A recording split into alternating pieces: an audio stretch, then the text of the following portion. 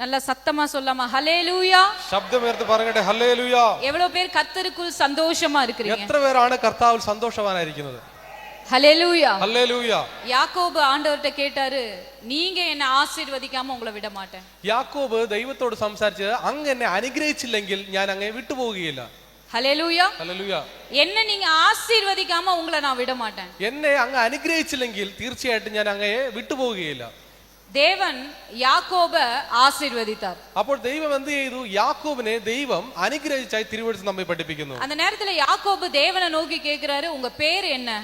നോക്കൂ, ആ സമയത്ത് ദൈവം യാക്കോബ് ദൈവത്തോട് ചോദിക്കുകയാണ്, അങ്ങയുടെ പേരെന്താണെന്ന് ചോദിക്കാൻ ഇടയായിത്തീരുന്നു. நான் இப்போ உங்களோட பேர் என்ன அப்படின்னு കേട്ടാ உங்களோட പേരെ நீங்க சொல்லுவீங்க இல்லையா? ഞാനിപ്പോൾ നിങ്ങളോട് ചോദിക്കുകയാണ്, നിങ്ങളുടെ പേരെന്താണെന്ന് ചോദിച്ചാൽ തീർച്ചയായിട്ടും നിങ്ങൾ എനിക്ക് ഉത്തരം നൽകും നിങ്ങളുടെ പേരിനെ കുറിച്ച്. ஆனா யாக்கோபு தேவன் கிட்ட உங்க பேர் என்ன அப்படின்னு கேட்டப்போ, നോക്കൂ, യാക്കോബ് ദൈവത്തോട് അപേക്ഷിക്കുകയാണ്, അങ്ങയുടെ പേരെന്താണെന്ന് യാക്കോബ് ചോദിച്ചപ്പോൾ தேவன் என்னோட പേരെ നീ ஏன் கேக்குற? നോക്കൂ, ദൈവം ചോദിക്കുകയാണ്, എന്തുകൊണ്ടാണ് നീ എന്റെ പേര് ചോദിക്കുന്നതെന്ന് அப்படின்னு ஆசீர்வதிச்சிட்டு போயிட்டாராம். നോക്കുക എന്ന് പറഞ്ഞുകൊണ്ട് തന്നെ അനുഗ്രഹിച്ചു. യഹോവ അവനെ വിട്ട് മാറി എന്ന് തിരുവെഴുത്ത് നമ്മെ പഠിപ്പിക്കുന്നു. ഹല്ലേലൂയ. ഹല്ലേലൂയ. தேவன் പേരെ சொல்லல, அவர் சொல்றாரு என் പേരെ நீ ஏன் கேக்குற அப்படின்னு ബ്ലെസ് பண்ணிட்டு போயிட்டாராம். നോക്കുക, അവിടെ ദൈവം തന്റെ പേര് വെളിപ്പെടുത്തില്ല, മറിച്ച് അവനെ അനുഗ്രഹിച്ച് അവിടെ നിന്ന് കടന്നുപോയതായി തിരുവെഴുത്ത് നമ്മെ പഠിപ്പിക്കുന്നു. ஆனா யாக்கோபை குறித்து நம்ம வாசிக்கும்போது தேவனே சொல்றாரு, நான் யாக்கோபின் தேவன். നോക്കുക, യാക്കോബിനെ കുറിച്ച് നാം മനസ്സിലാക്കുമ്പോൾ യഹോവയായ സർവശക്തനായ ദൈവം പറയുകയാണ്, ഞാൻ യാക്കോബിന്റെ ദൈവമെന്ന് ദൈവം തന്നെ കുറിച്ച് പറയുകയാണ്. നീ എന്നോട് പേരെ ഏൻ കേക്കുற? ഓ പേരിനാല ഞാൻ അറിയപ്പെടുവേൻ. നോക്കുക, നീ എന്തുകൊണ്ടാണ് എന്റെ പേര് ചോദിക്കുന്നത്? നിന്റെ പേർ നിമിത്തം ഞാൻ അറിയപ്പെടുവാൻ ആഗ്രഹിക്കുന്നു എന്ന് യഹോവയുടെ അരുളപ്പാട്. ഓരോരുവരോടും കർത്താവ് சொல்றாரு, ഉങ്ക പേരിനാല യേശു അറിയപ്പെടുവാൻ. അങ്ങനെയാണെങ്കിൽ ഇവിടെ ആയിരിക്കുന്ന ഓരോ വ്യക്തികളുടെ പേര് നിമിത്തം യേശു അറിയപ്പെടുവാൻ ആഗ്രഹിക്കുന്നു. യാക്കോബിൻ ദേവൻ, യാക്കോബിന്റെ ദൈവം. ഇങ്ങ നീங்க சொல்லுங்களே உங்க പേര് சொல்லி, ഹേമാവിൻ ദേവൻ. നോക്കൂ, അങ്ങനെയാണ് നിങ്ങളുടെ പേര് പറഞ്ഞാട്ടെ, അവൻ എന്റെ ദൈവം എന്ന് പറഞ്ഞാട്ടെ, നമ്മുടെ പേര് പറഞ്ഞാട്ടെ, അവൻ യഹോവയായ ദൈവമാകുന്ന, അവൻ എന്റെ കർത്താവാകുന്നു എന്ന് പറഞ്ഞാട്ടെ. நம்ம சில பேர்ட்ட இயேசு கேளுங்களே, இயேசு என்ன செய்தார் கேளுங்களே, போங்க அந்த சைடு அப்படின்றுவாங்க. നോക്കുക, നമ്മൾ ഒരു പക്ഷേ ചോദിക്കാൻ, ദൈവം നിനക്ക് എന്താണ് ചെയ്തതെന്ന് ചോദിക്കുമ്പോൾ അവർ പറയും, അപ്പുറത്തോട്ട് മാറിപ്പോകുമെന്ന് പറയാനിടയിൽ തീരും. ஆனா உங்க வாழ்க்கையில அவங்க இயேசுவை பார்த்துட்டாங்கன்னா அவங்க சும்மா அந்த பக்கம் கடந்து போக முடியாது. നോക്കൂ, അതേ സമയത്ത് നിങ്ങളുടെ ജീവിതത്തിൽ യേശുവിന്റെ പ്രവൃത്തിയെ കണ്ടു കഴിഞ്ഞാൽ തീർച്ചയായിട്ടും അവർക്ക് വഴി മാറി പോകാൻ കഴിയുകയില്ല. அவங்க உங்ககிட்ட வந்து கேட்பாங்க, நீங்க எந்த தெய்வத்தை ஆராதிக்கிறீங்க? അവർ നിങ്ങളുടെ പക്കലേക്ക് വന്ന് ചോദിക്കും, നിങ്ങൾ ഏത് ദൈവത്തെയാണ് ആരാധിക്കുന്നതെന്ന് ചോദിക്കാനിടയിൽ തീരും. ഹല്ലേലൂയ. ഹല്ലേലൂയ. எனக்கு தெரிஞ்ச ஒரு வாலிப மகள், എനിക്കറിയാവുന്ന ഒരു യവനക്കാരത്തിയായ സഹോദരി, அவங்க வந்து இயேசுவை அறியாத ஒரு வழிபாட்டுல இருந்தாங்க. നോക്കുക, ആ സമയത്ത് അവർ യേശുവിനെ അറിയാത്ത ഒരു ആരാധനയിലായിരുന്നു. அந்த குடும்பத்துல இந்த ஒரு மகள் மட்டும் இயேசுவை ஏற்றுக்கிட்டா. നോക്കുക, ആ സമയത്തിൽ ആ കുടുംബത്തിൽ ഈ ഒരു സഹോദരി മാത്രം യേശുവിനെ രക്ഷിതാവും കർത്താവുമായി സ്വീകരിക്കാൻ ഇടയായിത്തീർന്നു. அவங்க അമ്മ அப்பா யாரும் ஏற்றுக்கொள்ள, இந்த மகள் மட்டும் இயேசுவை சொந்த രക്ഷകരായി ஏற்றுக்கொண்டா. നോക്കൂ, അവരുടെ മാതാപിതാക്കൾ യേശുവിനെ സ്വീകരിച്ചില്ല, ഈ മകൾ മാത്രം യേശുവിനെ സ്വന്തം രക്ഷിതാവായി സ്വീകരിക്കാൻ ഇടയായിത്തീർന്നു. அவளுக்கு കല്യാണ വയസ്സ് വന്നത്, അവളുടെ വിവാഹ പ്രായം എത്തിയപ്പോൾ அவங்களுடைய അമ്മ அப்பா வந்து அந்த பொண்ணுக்கு மாப்பிள்ளை தேட ஆரம்பிச்சாங்க. അവരുടെ മാതാപിതാക്കൾ ഈ സഹോദരിക്ക് നല്ല വിവാഹ ആലോചനകളെ നോക്കി തുടങ്ങി. அவங்க சொன்னாங்க, நாங்க என்ன வழிபாட்டுல இருக்கமோ அதே மாப்பிள்ளை அதே மாதிரி தான் வேணும். ഈ സഹോദരിയുടെ മാതാപിതാക്കൾ പറഞ്ഞു, ഞങ്ങൾ ഏത് വിശ്വാസത്തിലായിരിക്കുന്നോ ആ വിശ്വാസത്തിലുള്ള ഒരു വരനെ ആയിരിക്കും തനിക്ക് വേണ്ടി ഞാൻ കണ്ടെത്തുന്നതെന്ന്. ஆனா அவங்க அம்மா அப்பாவுக்கு தெரியாது, இந்த பொண்ணு இயேசுவை சொந்த രക്ഷകരാ കൊண்டு ജ്ഞാനസ്നാനം എടുത്ത് രക്ഷിക്കപ്പെട്ടിട്ടാണ്. നോക്കൂ, അവരുടെ മാതാപിതാക്കൾക്ക് അറിയയില്ല ഇവർ യേശുവിനെ സ്വന്തം രക്ഷിതാവായി സ്വീകരിച്ചതും സ്നാനപ്പെട്ടതും ഈ വിഷയത്തെക്കുറിച്ച് അവരുടെ മാതാപിതാക്കൾക്ക് അറിയയില്ല. அந்த பொண்ணு இயேசுவை பார்த்து சொல்ற, ஆண்டவரே രക്ഷിക്കപ്പെട്ട ഒരു തുണ എനിക്ക് വേണം. നോക്കുക, ഈ സഹോദരിയും പറയാനിടയിൽ തീർന്നു, എനിക്ക് രക്ഷിക്കപ്പെട്ട ഒരു വരനെയാണ് എനിക്ക് നൽകേണ്ടതെന്ന് പ്രാർത്ഥിക്കാനിടയിൽ തീർന്നു. இந்த பொண்ணு சர்ச்சுக்கு போயிட்டு வருவா, பட் இவ ஆண்டவரை ஏற்றுக்கிட்டது அவங்க வீட்ல யாருக்குமே தெரியாது. നോക്കുക, ഇദ്ദേഹം എല്ലാ ആഴ്ചയിലും സഭയിൽ ചെന്നും കർത്താവിനെ ആരാധിക്കും, തിരിച്ചു പോകും. എന്നാൽ ഇവരുടെ മാതാപിതാക്കൾക്ക് അറിയില്ല ഈ സഹോദരി യേശുവിനെ സ്വീകരിച്ച കാര്യം. அவங்க അമ്മ அப்பா மாப்பிள்ளை தேடி தேடி சுத்துறாங்க, ஒரு ஆள் கூட கிடைக்கல. നോക്കുക, ഇവരുടെ മാതാപിതാക്കൾ എല്ലാ ദിവസവും വരനെ അന്വേഷിച്ച് നടക്കുകയാണ്, പക്ഷെ കണ്ടെത്താൻ കഴിഞ്ഞില്ല. ஆனா ஒரு நாள், എന്നാൽ ഒരു ദിവസം அவங்களோட சொந்தத்துல இருந்து ஒரு மாப்பிள்ளை இவங்க பார்த்துட்டாங்க. ഇവരുടെ ബന്ധത്തിൽ തന്നെ ഒരു വരനെ അവർ അന്വേഷിക്കുവാനിടയിൽ തീർന്നു, കണ്ടെത്തുവാനിടയിൽ തീർന്നു. அவங்க അമ്മ அப்பா முடிவு பண்ணிட்டாங்க, இதுதான் மாப்பிள்ளை. അവരുടെ മാതാപിതാക്കൾ തീർച്ചു ഇത് തന്നെ വരനെന്ന് തീരുമാനിക്കാനിടയിൽ തീർന്നു. அதுக்கப்புறம் தான் தெரிஞ்சது, அந்த குடும்பத்திலேயே இந்த மாப்பிள்ளை மட்டும் രക്ഷിക്കപ്പെട്ടിருக்காரு. നോക്കുക, പിന്നീടാണ് മനസ്സിലാക്കിയത് ആ കുടുംബത്തിൽ പോലും ഈ ഒരു വരൻ മാത്രമാണ് യേശുവിനെ സ്വന്തം രക്ഷിതാവായി സ്വീകരിച്ച വ്യക്തി. ഹല്ലേലൂയ. ഹല്ലേലൂയ. இப்போ என்னன்னா, அந்த மாப்பிள்ளையை கல்யாணம் பண்ணனும்னா இந்த பொண்ணு ஞானஸ்தானம் எடுத்து ரட்சிக்கப்படணும். നോക്കുക, ആ വരൻ ഇപ്രകാരം പറയാനിടത്തിരുന്നു, ഞാൻ നിങ്ങളുടെ മകളെ കല്യാണം കഴിക്കുകയാണെങ്കിൽ തീർച്ചയായിട്ടും അവർ യേശുവിനെ സ്വീകരിച്ചിരിക്കണം, ജലത്തിൽ സ്നാനം കഴിച്ചിരിക്കണമെന്ന് വരൻ പറയാനിടത്തിരുന്നു. அந்த பொண்ணு சொன்னா ஆல்ரெடி நான் ரட்சிக்கப்பட்டுட்டேன். നോക്കുക, ആ സഹോദരി പറഞ്ഞു, ഞാൻ മുമ്പ് തന്നെ യേശുവിനെ സ്വന്തം രക്ഷിതാവായി സ്വീകരിക്കുവാനിടത്തിരുന്നു. அவங்களோட கல்யாணத்துக்கு நான் போயிருந்தேன். നോക്കുക, അവരുടെ വിവാഹത്തിന് ഞാൻ പോകുവാൻ കർത്താവ് എനിക്ക് അവസരം നൽകി. அவங்க അമ്മ ഓടി വന്ന് എൻ കൈയെ പിടിച്ച് അഴുതിട്ടേ சொன்னாங்க. നോക്കുക, അവരുടെ മാതാവ് എന്റെ കരത്തെ പിടിച്ച് കരഞ്ഞുകൊണ്ട് ഇപ്രകാരം പറഞ്ഞു, കൽപ്പനാവിൻ ദേവൻ കൽപ്പനാവെ കൈവിടല. നോക്കുക, കൽപ്പനയുടെ ദൈവം കൽപ്പനയെ കൈവിടുവാനിടയായിത്തീർന്നില്ല. ഹല്ലേലൂയ. ഹല്ലേലൂയ. അവங்களுக்கு യേசுவை பத்தி தெரியல, ஆனா கல்பனாவோட தேவனை பற்றி தெரியுது. നോക്കുക, അവർക്ക് യേശുവിനെ കുറിച്ച് അറിയില്ല, എന്നാൽ കൽപ്പനയുടെ ദൈവത്തെ കുറിച്ച് അവർക്ക് അറിവ് ഉണ്ടായിരുന്നു. நான் அவங்க கிட்ட சொன்னேன், கல்பனா ஆராதிக்கிற இயேசு நல்லவர், அவளை இன்னும் நடத்துவார். നോക്കുക, വീണ്ടും ഞാൻ അവരോട് പറഞ്ഞു, കൽപ്പന ആരാധിക്കുന്ന യേശു അവൻ നല്ലവൻ, ഇനിയും നിങ്ങളെ വഴി നടത്തുവാൻ അവൻ ശക്തനാണെന്ന് പറയുവാനിടയായി. ഹല്ലേലൂയ. ഹല്ലേലൂയ. நீங்க எவ்வளவு பேர் விசுவாசிக்கிறீங்க உங்க പേരിனால യേശു അറിയപ്പെட പോறார்? എത്ര പേർ വിശ്വസിക്കുകയാണ് നിങ്ങളുടെ പേർ നിമിത്തം യേശു അറിയപ്പെടുവാൻ പോകുന്നെന്ന് നിങ്ങൾ എത്ര പേരാണ് വിശ്വസിക്കുന്നത്? அப்போஸ்தலர் புத்தகத்துல நம்ம வாசிக்கிறோம் இல்லையா, தேவன் சொல்ற சீஷர்கள் நீங்க எருசலேமை விட்டு போகாதீங்க, போய் பிதாவின் வாக்குத்தத்தம் நிறைவேறும்படியா காத்திருங்க. നോക്കുക, പ്രവർത്തികളുടെ പുസ്തകം 1-ാം അധ്യായം 8-ാം വാക്യത്തിൽ നമുക്ക് കാണാൻ കഴിയുന്നു, യേശുവിന്റെ വാഗ്ദത്ത പ്രകാരം അവർ മർക്കോസിന്റെ മാളിക മുറിയിൽ ആയിരുന്നതായി നമുക്ക് കാണാൻ കഴിയുന്നു. பரிசுத்த ஆவி உங்க மேல வரும், அப்போ நீங்க பலன் அடைந்து பூமி எங்கிலும் சாட்சிகளாய் இருப்பீங்க. നോക്കുക, പരിശുദ്ധ ആത്മാവ് നിങ്ങളുടെ മേൽ വരുമ്പോൾ നിങ്ങൾ ശക്തി ലഭിച്ചിട്ട് ഭൂമിയുടെ അറ്റത്തോളം സാക്ഷികളാകുമെന്ന് യേശു പറയാനിടയായിത്തീർന്നു. பரிசுத்த ஆவி உங்களிடத்தில் வரும்போது நீங்க எனக்கு സാക്ഷികളായി இருப்பீங்க. നോക്കുക, പരിശുദ്ധ ആത്മാവ് നിന്റെ മേൽ വരുമ്പോൾ നിങ്ങൾ എനിക്ക് വേണ്ടി സാക്ഷികളായി തീരുമത്രേ. ஒவ்வொருவருக்கும் நான் தீர்க்கதரிசனமாய் தேவனுடைய வார்த்தையிலிருந்து சொல்றேன், நீங்க இயேசுவுக்கு சாட்சிகளாய் இருப்பீங்க. ഇന്ന് രാത്രിയിൽ പ്രവചന ആത്മാവിൽ ഞാനൊരു പ്രവചനാത്മാവിൽ ഒരു ദൂത് കൈമാറുകയാണ്, നിങ്ങൾ യേശുവിന് വേണ്ടി ആത്മനിറവ് പ്രാപിച്ച് സാക്ഷികളായി തീരുമത്രേ. உங்க பக்கத்துல இருக்கிறவங்களுக்கு நீங்க தீர்க்கதரிசனம் சொல்றீங்களா? அவங்க கையை பிடிச்சு அவங்க முகத்தை பார்த்து சொல்லுங்க, நீங்க இயேசுவுக்கு നോക്കുക, சாட்சியாய் இருப்பீங்க. അടുത്തിരിക്കുന്ന വ്യക്തികളുടെ കരങ്ങളെ കൊടുത്ത് പറഞ്ഞാട്ടെ, നിങ്ങൾ യേശുവിന് സാക്ഷികളായി തീരും ഭൂലോകത്തിന്റെ അറ്റത്തോളവും. ആമേൻ. ആമേൻ. ഹല്ലേലൂയ. ഹല്ലേലൂയ. അനേക ഉங்களுடைய ரிலேஷன்ஸ் சொல்ல போறாங்க உங்க പേരെ சொல்லி. നോക്കുക, അനേകം നിങ്ങളുടെ ബന്ധുക്കൾ പറയാൻ പോവുകയാണ്, നിങ്ങളുടെ പേര് പറഞ്ഞിട്ട് പറയും ഇന്ന വ്യക്തിയുടെ ദൈവമെന്ന്. எவ்வளவு பேர் விசுவாசிக்கிறீங்க? എത്ര പേർ വിശ്വസിക്കുകയാണ്? நீங்க ஆராதிக்கிற தேவன் உங்களை கைவிடல. നിങ്ങൾ ആരാധിക്കുന്ന ദൈവം നിങ്ങളെ കൈവിടുകയില്ല. சூழ்நிலை எப்படி இருந்தாலும் உங்களை கைவிடல. എന്ത് തന്നെ പ്രശ്നങ്ങളായിരുന്നാലും ദൈവം നിങ്ങളെ കൈവിടുകയില്ല.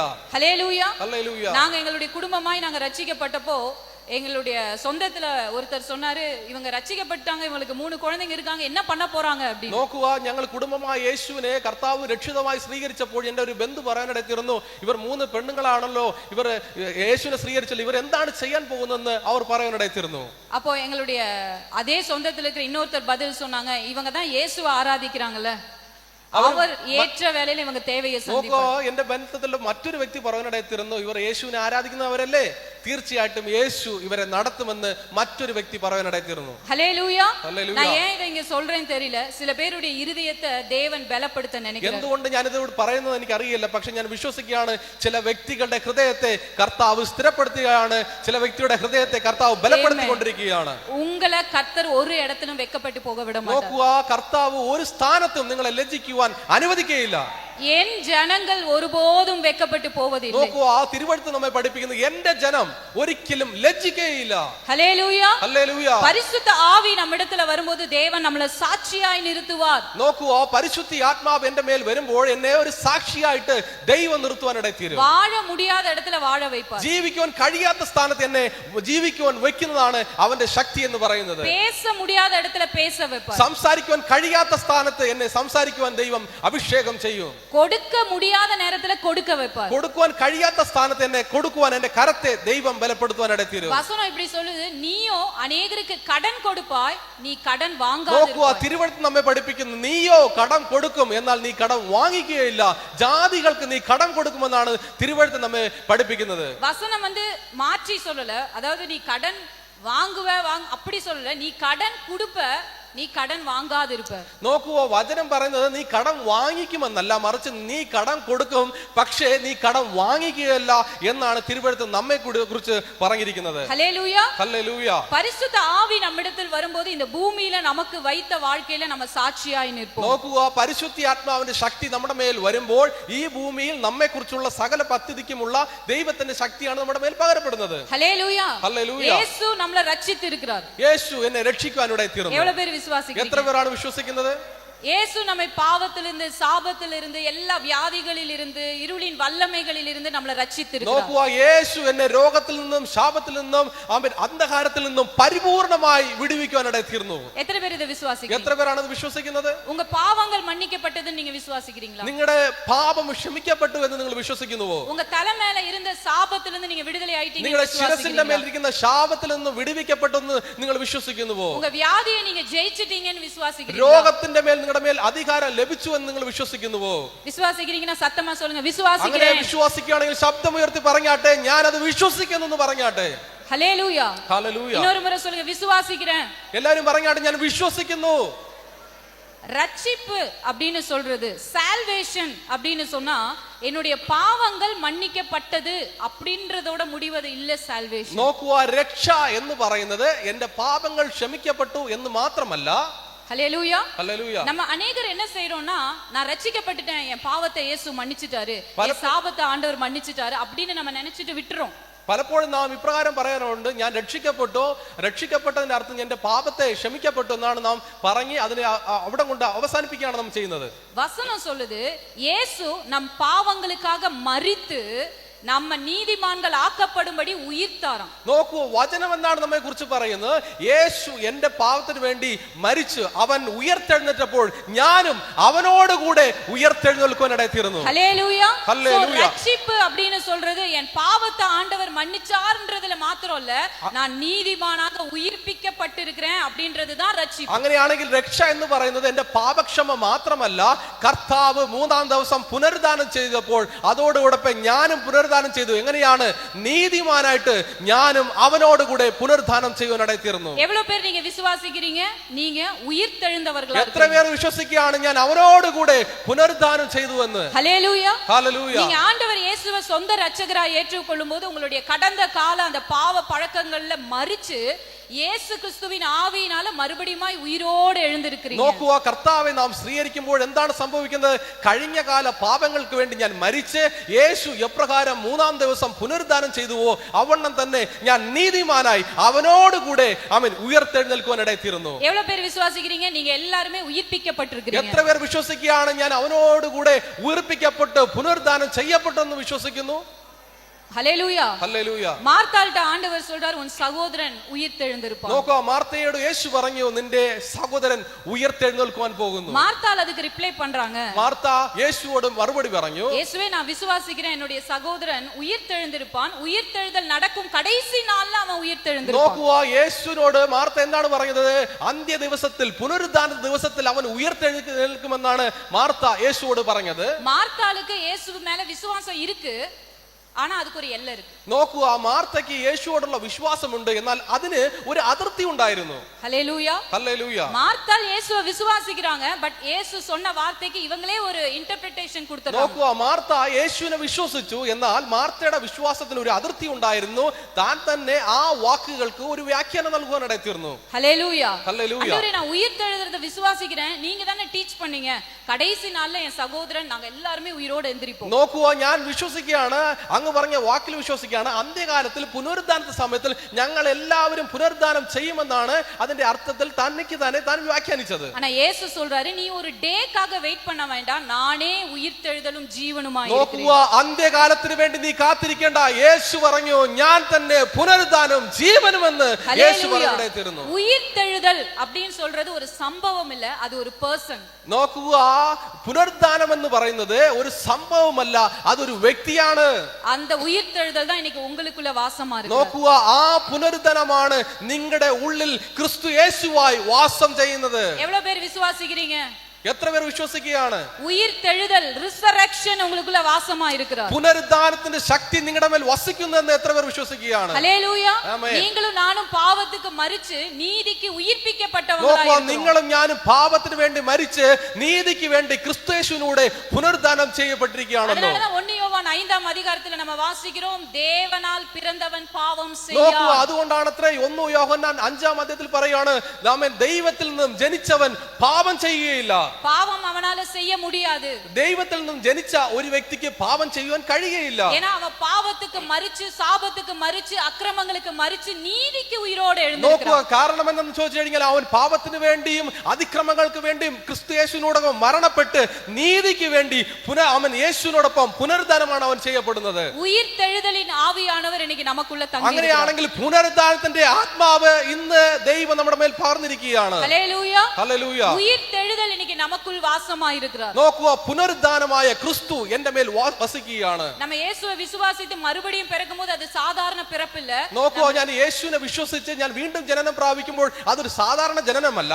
നമ്മ ഉയിർത്തെഴുந்திருக்கிறோம். നോക്കുക, ഞാൻ വീണ്ടും പുനരുദ്ധാനം ചെയ്യപ്പെട്ടിരിക്കുകയാണ്. ഉലകത്തിലെ പാപം സാപം വ്യാധി എല്ലാവற்றையும் ജയിച്ച് കർത്തർ നമ്മളെ ഉയിരോടെ എഴുപ്പിയിരിക്കുന്നു. നോക്കുക, ഈ ലോകത്തിലുള്ള പാപത്തിൽ നിന്ന് ശാപത്തിൽ നിന്നും പരിപൂർണമായി നമ്മെ വിടുവിച്ച് അവൻ നീതിമാനായി പുനരുദ്ധാനം ചെയ്യപ്പെട്ടിരിക്കുകയാണ്. എவ்வளவு பேர் விசுவாசிக்கிறீங்க? എത്ര പേരാണ് വിശ്വസിക്കുന്നത്? വിശ്വാസിக்கிறவங்க இருக்கீங்களா? വിശ്വസിക്കുന്ന വ്യക്തികൾ കരങ്ങളെ ഉയർത്തിയാട്ടെ. அப்படினா நீங்க உயிர்த்தெழுந்ததுக்காக ஆண்டவருக்கு நன்றி செலுத்துங்க. അങ്ങനെയാണെങ്കിൽ നിങ്ങൾ വീണ്ടും പുനരുദ്ധാനം ചെയ്യപ്പെട്ടതിനാൽ അവൻ ജനനം പ്രാപിച്ചതിനായി ദൈവത്തിന് നന്ദി കരയേറ്റിയാട്ടെ. കരത്തെ ഉയർത്തി சொல்லுங்க, എന്നെ ഉയിർത്തെഴ வைத்ததற்காய் നന്ദി. അങ്ങനെയാണെങ്കിൽ കരത്തെ ഉയർത്തി പറഞ്ഞാട്ടെ, എന്നെ അങ്ങ് ഉയർപ്പിച്ചതിനായി അങ്ങയോടൊപ്പം ഉയർപ്പിച്ചതിനായി നന്ദി പറഞ്ഞാട്ടെ. Hallelujah, hallelujah. பாருங்க, റിസറക്ഷൻ, അതായത് യേശുவை മരണം പിടിത്തതാം. നോക്കുക, യേശുവിനെ മരണം പിടിച്ചത് ഒരു സമയത്തിന്, ഒരു കാലഘട്ടം അല്ലെങ്കിൽ ഒരു സമയം വരെ പിടിച്ചിരിക്കുകയാണ്. അവരെ പിടിച്ചു വയ്ക്ക മുടിയവില്ലേ. നോക്കുക, വചനം പറയാണ് മരണത്തെ അവനെ പിടിച്ചു വെക്കുവാൻ കഴിഞ്ഞിട്ടില്ല. ഹല്ലേലൂയ. எப்படி நம்ம ஒரு டீ டம்ளர் வந்து ரொம்ப ஹாட்டா இருக்கு, நம்ம கையில பிடிக்கிறோம், ஆனா பிடிச்சிட்டே இருக்க முடியுமா? നോക്കൂ, ഒരു ചായ കപ്പ് ഞാൻ എടുക്കുകയാണ്, അത് നല്ലൊരു ചൂടുള്ള ചായ കപ്പാണ്, ഞാൻ എപ്പോഴും പിടിച്ചു വെച്ചിരിക്കുകയാണ്. അത് എത്ര നേരമാണ് എനിക്ക് പിടിച്ചു വെക്കാൻ കഴിയുന്നത്? இங்க இருக்க சில பேரை சில விஷயங்கள் பிடிச்சிருக்கலாம். ഒരുപക്ഷെ ഇവിടെ ആയിരിക്കുന്ന ചില വ്യക്തികൾ ചില വിഷയത്തെ പിടിച്ചുകൊണ്ടിരിക്കുകയായിരിക്കാം. സത്യം என்னன்னா உங்களை பிடிச்சு வைக்க முடியாது. എന്നാൽ സത്യം എന്താണെന്ന് അറിയാമോ? ഒന്നിനും നിങ്ങളെ കർത്താവേ ഉയർത്തുക, നല്ല കൈകളെ തട്ടി കരങ്ങളെ അടിച്ച് കർത്താവിനെ മഹത്വപ്പെടുത്തിയാട്ടെ. കടൻ உங்களை பிடிச்சிருக்கா? வியாதி உங்களை பிடிச்சிருக்கா? தலைமுறை சாபங்கள் உங்களை பிடிச்சிருக்கா? നോക്കുക, കടമായിരിക്കാം, രോഗമായിരിക്കാം, തലമുറ ശാപങ്ങൾ നിങ്ങളെ പിടിച്ചു വെച്ചിരിക്കുകയാണ്. സത്യം അറിഞ്ഞുకోங்க, ഉങ്ങളെ പിടിച്ചു വെക്ക മുടിയാതെ. നോക്കുക, സത്യം മനസ്സിലാക്കുക, ഒന്നിനും നിങ്ങളെ പിടിച്ചു വെക്കാൻ കഴിയുകയില്ല. ஏன்னா நீங்க உயிர்த்தெழுந்தவர்களாய் இருக்கீங்க. കാരണം നിങ്ങൾ ഉയർപ്പിന്റെ ആത്മാവിനെ പ്രാപിച്ചിരിക്കുകയാണ്. ഹല്ലേലൂയ. യേശുവെ സെലിബ്രേറ്റ് பண்ண വിരുമ്പുறீங்க? എത്ര പേർ യേശുവിനെ സെലിബ്രേഷൻ എന്ന വേളയിல பண்ணல, വാർത്തയെ എന്ന വേളയിல ഉയർത്തലാമ, സത്യത്തെ ഉയർത്തലാമ. நீங்க உயிர்ப்பிக்கப்பட்டிருக்கீங்க, உங்களை பிடிச்சு வைக்க முடியாது. നിങ്ങൾ വീണ്ടും ജനനം പ്രാപിച്ചിരിക്കുന്നു, അവൻ പുനരുദ്ധാനം ചെയ്യപ്പെട്ട വ്യക്തിയാണ്, നിങ്ങളെ കൊണ്ട് ഒന്നിനും പിടിക്കുവാൻ കഴിയുകയില്ല. പ്രോബ്ലംസ് உங்களை பிடிச்சு வைக்க முடியாது. പ്രശ്നങ്ങൾക്ക് നിങ്ങളെ പിടിച്ചു വെക്കാൻ കഴിയുകയില്ല. புயல்கள் உங்களை பிடிச்சு வைக்க முடியாது. നോക്കുക, കാറ്റുകൾക്കും കൊടുങ്കാറ്റുകൾക്കും നിങ്ങളെ പിടിച്ചു വെക്കാൻ കഴിയില്ല. உங்களை பிடிக்க முடியாது. മരണത്തിന് നിങ്ങളെ പിടിച്ചു വെക്കാൻ കഴിയുകയില്ല. உங்களுக்குள்ள இந்த விசுவாச வாழ்க்கையை ஆரம்பித்தவர் அவர்தான் முடிவை தவிர. നോക്കുക, വിശ്വാസത്തിന്റെ നായകനായ உங்க முடிவு வியாதியா இருக்க முடியாது. നോക്കുക, വിശ്വാസത്തിനായ നായകനായ ക്രിസ്തു നിങ്ങളുടെ മേൽ വസിക്കുമ്പോൾ രോഗം കൊണ്ട് നിങ്ങൾ തകരുകയില്ല. இங்க யாராவது உங்க சரீரத்தில் இருக்கிற ஏதாவது வியாதியை குறித்து பயந்துட்டு இருக்கீங்களா? ഇവിടെ ആയിരിക്കുന്ന ആരെങ്കിലും നിങ്ങളുടെ ശരീരത്തിലിരിക്കുന്ന ഒരു രോഗത്തെ കുറിച്ച് ഭയപ്പെടുകയാണോ? அப்படிங்க யாராவது இருந்தீங்கன்னா உங்க கரத்தை உயர்த்தி காண்பீங்க. അങ്ങനെ ആരെങ്കിലും ഉണ്ടെങ്കിൽ നിങ്ങളുടെ കരത്തെ ഒന്ന് ഉയർത്തി കാണിക്കാമോ? எனக்கு இந்த வியாதி இருக்கு, ஒருவேளை இந்த வியாதினால என் லைஃப்ல இப்படி இப்படி நடந்துருமான்னு யாராவது பயப்படுறீங்களா? നോക്കൂ, എനിക്ക് ഈ രോഗമുണ്ട്, ഈ രോഗം നിമിത്തം എനിക്ക് എന്നെ സംഭവിക്കുമെന്നുള്ള ഭയപ്പെടുത്തുന്ന വിഷയങ്ങൾ നിങ്ങൾക്ക് ഉണ്ടെങ്കിൽ കരം ഉയർത്തിയാട്ടെ. அப்படிங்க யாராவது இருக்கீங்கன்னா இன்னைக்கு பரிசுத்த ஆவியானவர் உங்களை பார்த்து சொல்றாரு. നോക്കുക, ഇന്ന് അങ്ങനെ ആരെങ്കിലും ഇവിടെ ഉണ്ടെങ്കിൽ പരിശുദ്ധാത്മാവ് നിങ്ങളോട് സംസാരിക്കുകയാണ്. உங்களுடைய கடைசி நாட்கள்னு நீங்க நினைக்கிறத வியாதி வந்து எழுத முடியாது. നോക്കുക, നിങ്ങളുടെ അവസാന ദിവസത്തെ കുറിച്ച് നിങ്ങൾ ചിന്തിക്കുന്നതിന് രോഗത്തിന് എഴുതാൻ കഴിയുകയില്ല. வியாதி உங்களுடைய எண்ட் இல்ல. നോക്കുക, രോഗം എന്നത് നിങ്ങളുടെ അവസാനമല്ല. இந்த பிரச்சனை உங்களுடைய எண்ட் இல்ல. ഈ പ്രശ്നം നിങ്ങളുടെ അവസാനമല്ല.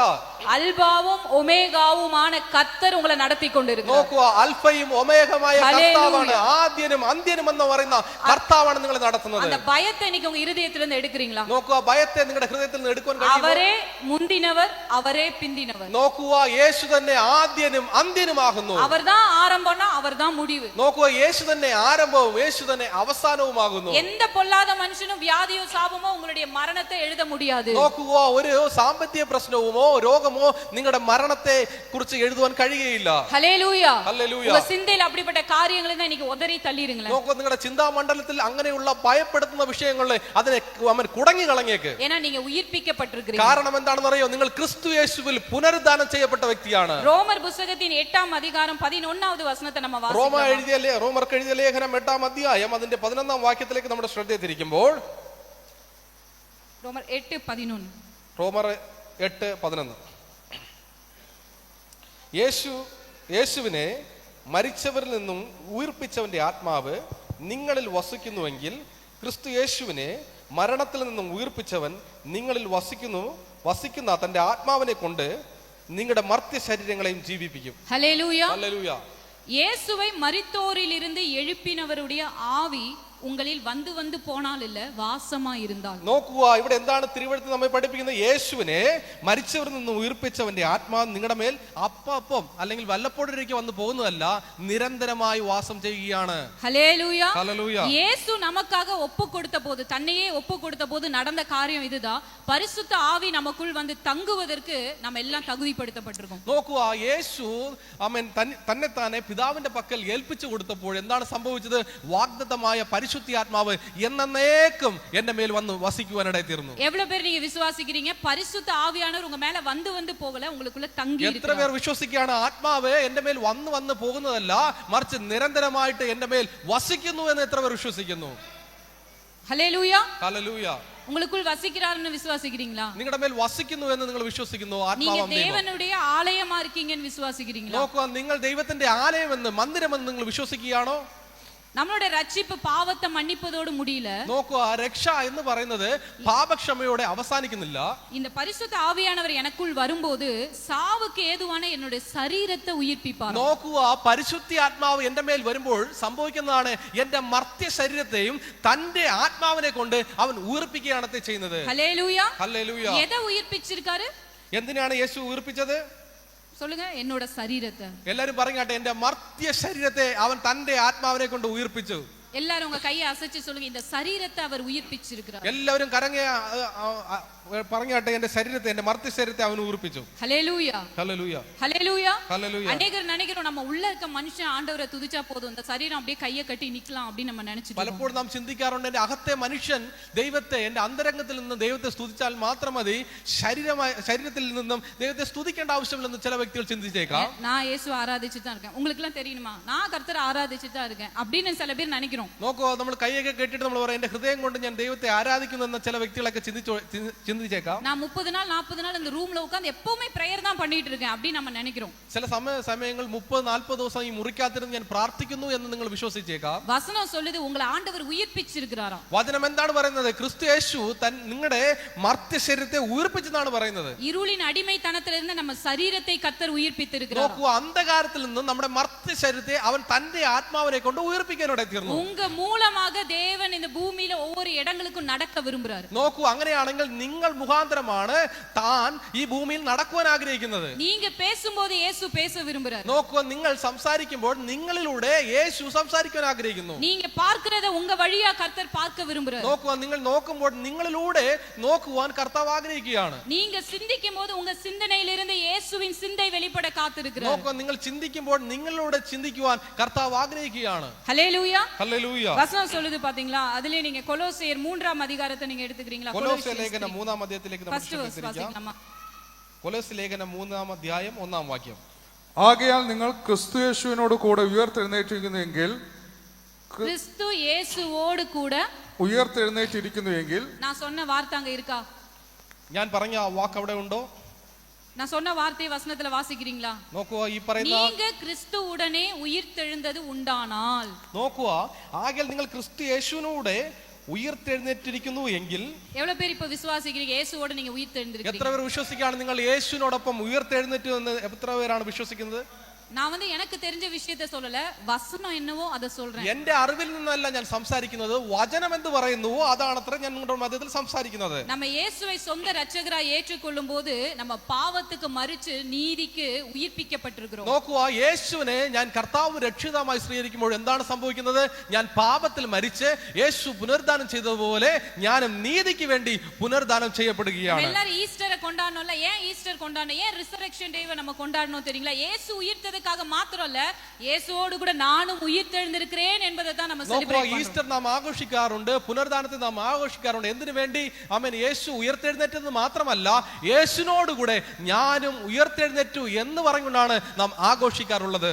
உயிர் தெழுந்த இயேசுவை கல்லறை மூடி வைக்க முடியல. നോക്കുക, പുനരുദ്ധാനം പ്രാപിച്ച യേശുവിനെ കല്ലറക്കി അടക്കി വെക്കാൻ കഴിഞ്ഞില്ല. எந்த பூட்டும் இயேசுவை பூட்டி வைக்க முடியல. നോക്കുക, ഒരു താക്കോൽക്കും യേശുവിനെ അടച്ചു വെക്കാൻ കഴിഞ്ഞില്ല. எந்த சங்கிலிகளும் அவரை கட்ட முடியல. ഒരു ചങ്ങലയ്ക്കും യേശുവിനെ ബന്ധിക്കുവാൻ കഴിഞ്ഞില്ല. நீங்க எவ்வளவு பேர் விசுவாசிக்கிறீங்க இயேசுவோடு கூட நீங்க എത്ര உயிர்ப்பிக்கப்பட்டிருக்கிறீங்க? പേർ നിങ്ങൾ വിശ്വസിക്കുന്നു നിങ്ങൾ ക്രിസ്തു യേശുവിനോട് കൂടെ പുനരുദ്ധാനം ചെയ്യപ്പെട്ടു എന്ന് എത്ര പേർ நம்ம വിശ്വസിക്കുന്നു? இயேசுவோடு கூட விடுதலை செய்யப்பட்டிருக்கிறோம். നോക്കൂ, ആ ക്രിസ്തു യേശുവിനോട് കൂടെ നാമും വിടുവിക്കപ്പെട്ടിരിക്കുകയാണ്. இந்த வார்த்தையை பேசும்போது சில பேர் நீங்க நினைக்கலாம், இல்லையே நான் என்னோட சிச்சுவேஷன்ல இந்த மாதிரி ஒரு பாண்டேஜ்ல இருக்கேன், இப்படி ஒரு அடிமைத்தனத்துல இருக்கேன்னு நீங்க நினைக்கலாம். നോക്കൂ, ഒരു പക്ഷേ ഈ വചനം സംസാരിച്ചുകൊണ്ടിരിക്കുമ്പോൾ തന്നെ നിങ്ങൾ ചിന്തിച്ചേക്കാം, ഞാനൊരു പാപത്തിൽ ഇങ്ങനെ ഒരു ബന്ധനത്തിൽ ഞാൻ ആയിരിക്കുന്നു എന്ന് നിങ്ങൾ ചിന്തിച്ചേക്കാം. நான் ஆண்டவருக்கு இதெல்லாம் செய்யணும்னு நினைக்கிறேன், என்னால முடியலன்னு நீங்க நினைக்கலாம். ഞാൻ കർത്താവിന് വേണ്ടി ഇതൊക്കെ ചെയ്യണമെന്ന് ഞാൻ ആഗ്രഹിക്കുന്നു, എന്നെ കൊണ്ട് അത് സാധിക്കുന്നില്ല എന്ന് നിങ്ങൾ ചിന്തിച്ചേക്കാം. நான் ஊழியம் செய்யணும்னு நினைக்கிறேன், வீட்டுல இருக்கிறவங்க என்ன விடலன்னு நீங்க நினைக்கலாம். നോക്കൂ, ഒരുപക്ഷെ നിങ്ങൾ ചിന്തിച്ചേക്കാം, ഞാൻ ശുശ്രൂഷ ചെയ്യുവാൻ ആഗ്രഹിക്കുന്നു, എന്റെ ഭവനത്തിലുള്ള വ്യക്തികൾ എന്നെ അനുവദിക്കുന്നില്ല എന്ന് നിങ്ങൾ ചിന്തിച്ചേക്കാം. முதலாவது நீங்க உங்க உள்ளான மனுஷன்ல இயேசுவோடு கூட உயிர்த்தெழப்பட்டிருக்கீங்கன்ற விடுதலையை அனுபவிக்க ஆரம்பிங்க. നോക്കുക, നിങ്ങൾ നിങ്ങളുടെ അകത്തെ മനുഷ്യൻ ക്രിസ്തു യേശുവിനോട് കൂടെ വിടുവിക്കപ്പെട്ടു എന്ന സത്യത്തിലേക്ക് നിങ്ങൾ നടക്കുമ്പോൾ, நீங்க அந்த விடுதலையை அனுபவிக்கும் போது உங்களை சுற்றி இருக்கிற கட்டுகள் உடைவதை நீங்க காண்பீங்க. നോക്കുക, ആ സ്വാതന്ത്ര്യം നിങ്ങൾ അനുഭവിക്കുമ്പോൾ നിങ്ങളുടെ ചുറ്റുമിരിക്കുന്ന ബന്ധനത്തിൽ നിന്നും നിങ്ങൾ അഴിയപ്പെടുന്നത് നിങ്ങൾക്ക് കണ്ണുകൾ കൊണ്ട് കാണുവാൻ കഴിയും. நீங்க நினைக்கிறதுக்கும் நீங்க வேண்டிக் கொள்றதுக்கும் மேலானவைகளை கர்த்தர் உங்களுக்காக നോക്കുക, செய்வார். നിങ്ങൾ ചിന്തിക്കുന്നതിനും നിனைക്കുന്നതിനും അത്യന്തപരമായ ദൈവം നിങ്ങൾക്ക് വേണ്ടി ചെയ്യുവാൻ ഇടയായിത്തീരും. ஹல்லேலூயா. ഹല്ലേലൂയ. சூழ்நிலை மாறணும்னு காத்திருக்காதீங்க, ഒരുപക്ഷേ நீங்க கர்த்தர் அந்த சூழ்நிலை நடுவுல துதிக்க ஆரம்பிங்க. നോക്കൂ, അവസ്ഥകളും പ്രശ്നങ്ങളും മാറുമെന്ന് നിങ്ങൾ ചിന്തിക്കേണ്ട. അവസ്ഥകളുടെ മധ്യത്തിലും പ്രശ്നത്തിന്റെ മധ്യത്തിലും നിങ്ങൾ സർവശക്തനായ ദൈവത്തെ അന്വേഷിക്കുകയും ആരാധിക്കുകയുമാണ് അത്ര ചെയ്യേണ്ടത്. நீங்க துதிக்கும்படியாக விடுதலையாக்கப்பட்டிருக்கீங்க. നോക്കുക, നിങ്ങൾ സ്തുതിക്കുവാനാണ് അത്ര നിങ്ങൾ വിടുവിക്കപ്പെട്ടിരിക്കുന്നത്. உங்களுக்கு ஜெபிக்க ஒரு நம்பிக்கை கொடுக்கப்பட்டிருக்கு. നോക്കുക, പ്രാർത്ഥിക്കാനുള്ള പ്രത്യാശ നിങ്ങളുടെ മധ്യത്തിൽ പകരപ്പെട്ടിരിക്കുകയാണ്. அந்த ரங்கத்தில் பார்க்கிற உங்கள் பிதா உங்களை வெளி அரங்கமாக மகிமைப்படுத்துவார். നോക്കുക, നിങ്ങൾ അകത്തിരുന്ന് മുറി അടച്ച് അകത്തിരുന്ന് പ്രാർത്ഥിക്കുമ്പോൾ നിങ്ങൾ പ്രത്യക്ഷത്തിൽ പ്രതിഫലം തരുന്ന നല്ലവനായ സ്വർഗസ്ഥനായ പിതാവിനെയാണ് അത്രേ നിങ്ങളും ഞാനും സേവിക്കുന്നത്. ഹല്ലേലൂയ. ഹല്ലേലൂയ. യേശയ്യ 43:2 വാസിക്കலாமா? നോക്കുക, യേശയ്യ പ്രവചന പുസ്തകം 43-ാം അധ്യായം 2-ാം വാക്യത്തിലേക്ക് നമ്മുടെ ശ്രദ്ധ എത്തിയിരിക്കാം. യേശയ്യ പ്രവചന പുസ്തകം 43-ാം അധ്യായം 2-ാം വാക്യം. നീ വെള്ളത്തിൽ കൂടി കടക്കുമ്പോൾ ഞാൻ നിന്നോട് കൂടി ഇരിക്കും. നീ നദികളിൽ കൂടി കടക്കുമ്പോൾ അവ നിന്റെ മീതെ കവിയുകയില്ല. നീ തീയിൽ കൂടി നടന്നാൽ വെന്തു പോകുകയില്ല. അഗ്നിജാലം നിന്നെ ദഹിപ്പിക്കുകയുമില്ല.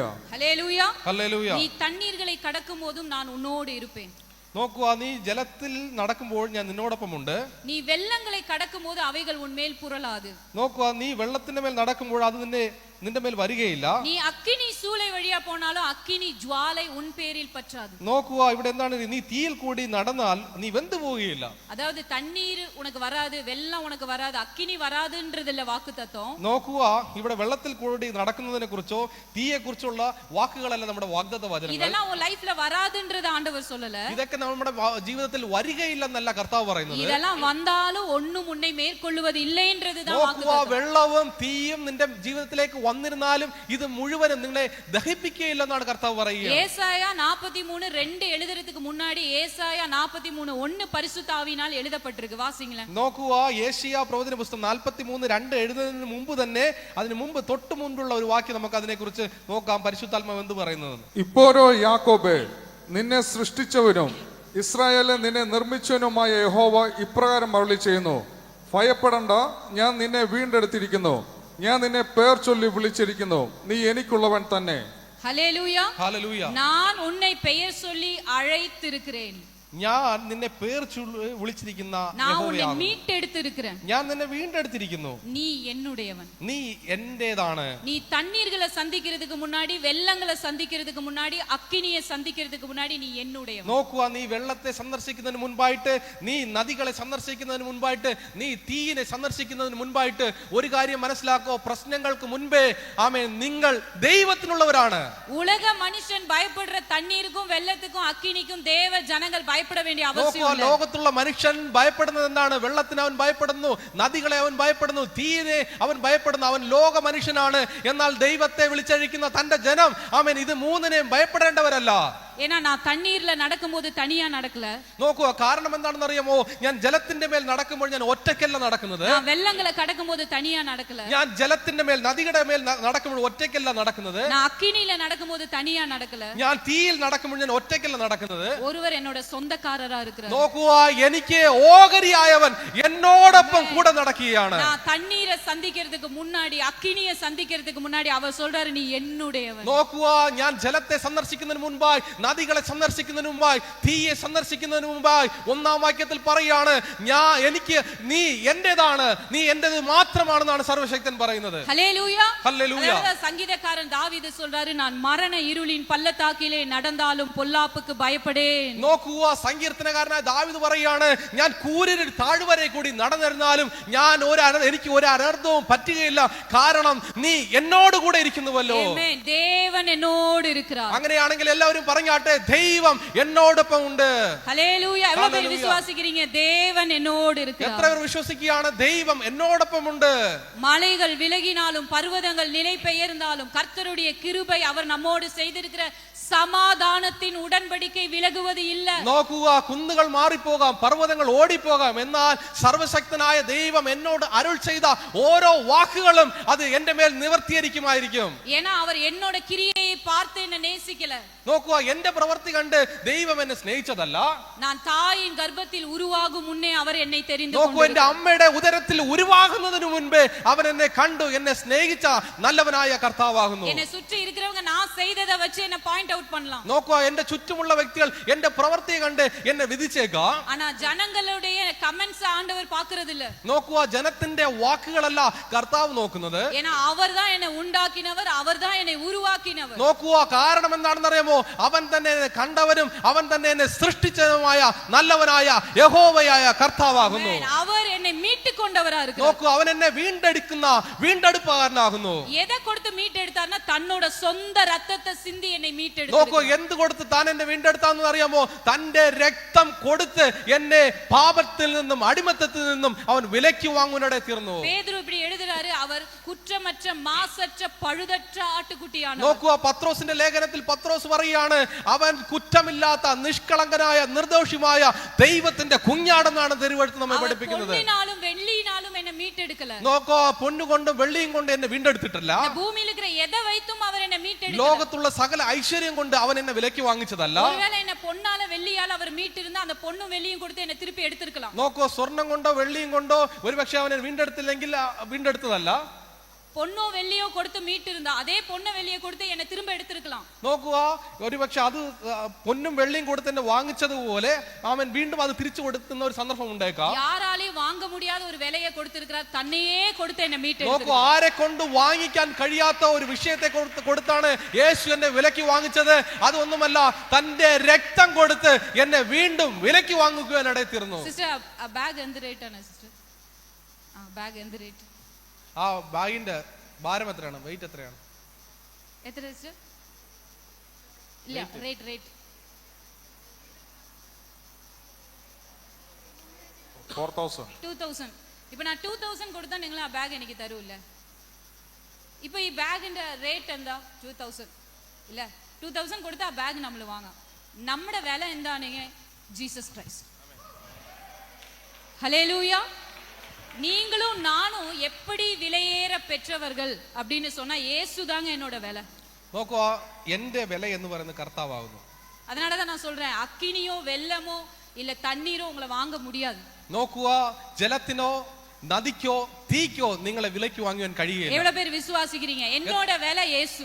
നോക്ക് എത്ര പേർ വിശ്വസിക്കാണ് എന്റെ വില എന്ന് പറയുന്നത് കർത്താവാകുന്നു. யாரும் வாங்க முடியாத விலையேற பெற்றவளாய் என்னை கர்த்தர் படைச்சிருக்கிறார். ആരെ കൊണ്ട് വാങ്ങിക്കുവാൻ കഴിയാത്ത രീതിക്ക് തന്റെ രക്തം കൊടുത്ത് എന്നെ വിലയ്ക്ക് വാങ്ങിക്കുവാൻ ഇടയിൽ. நீங்க ரொம்ப காஸ்ட்லி.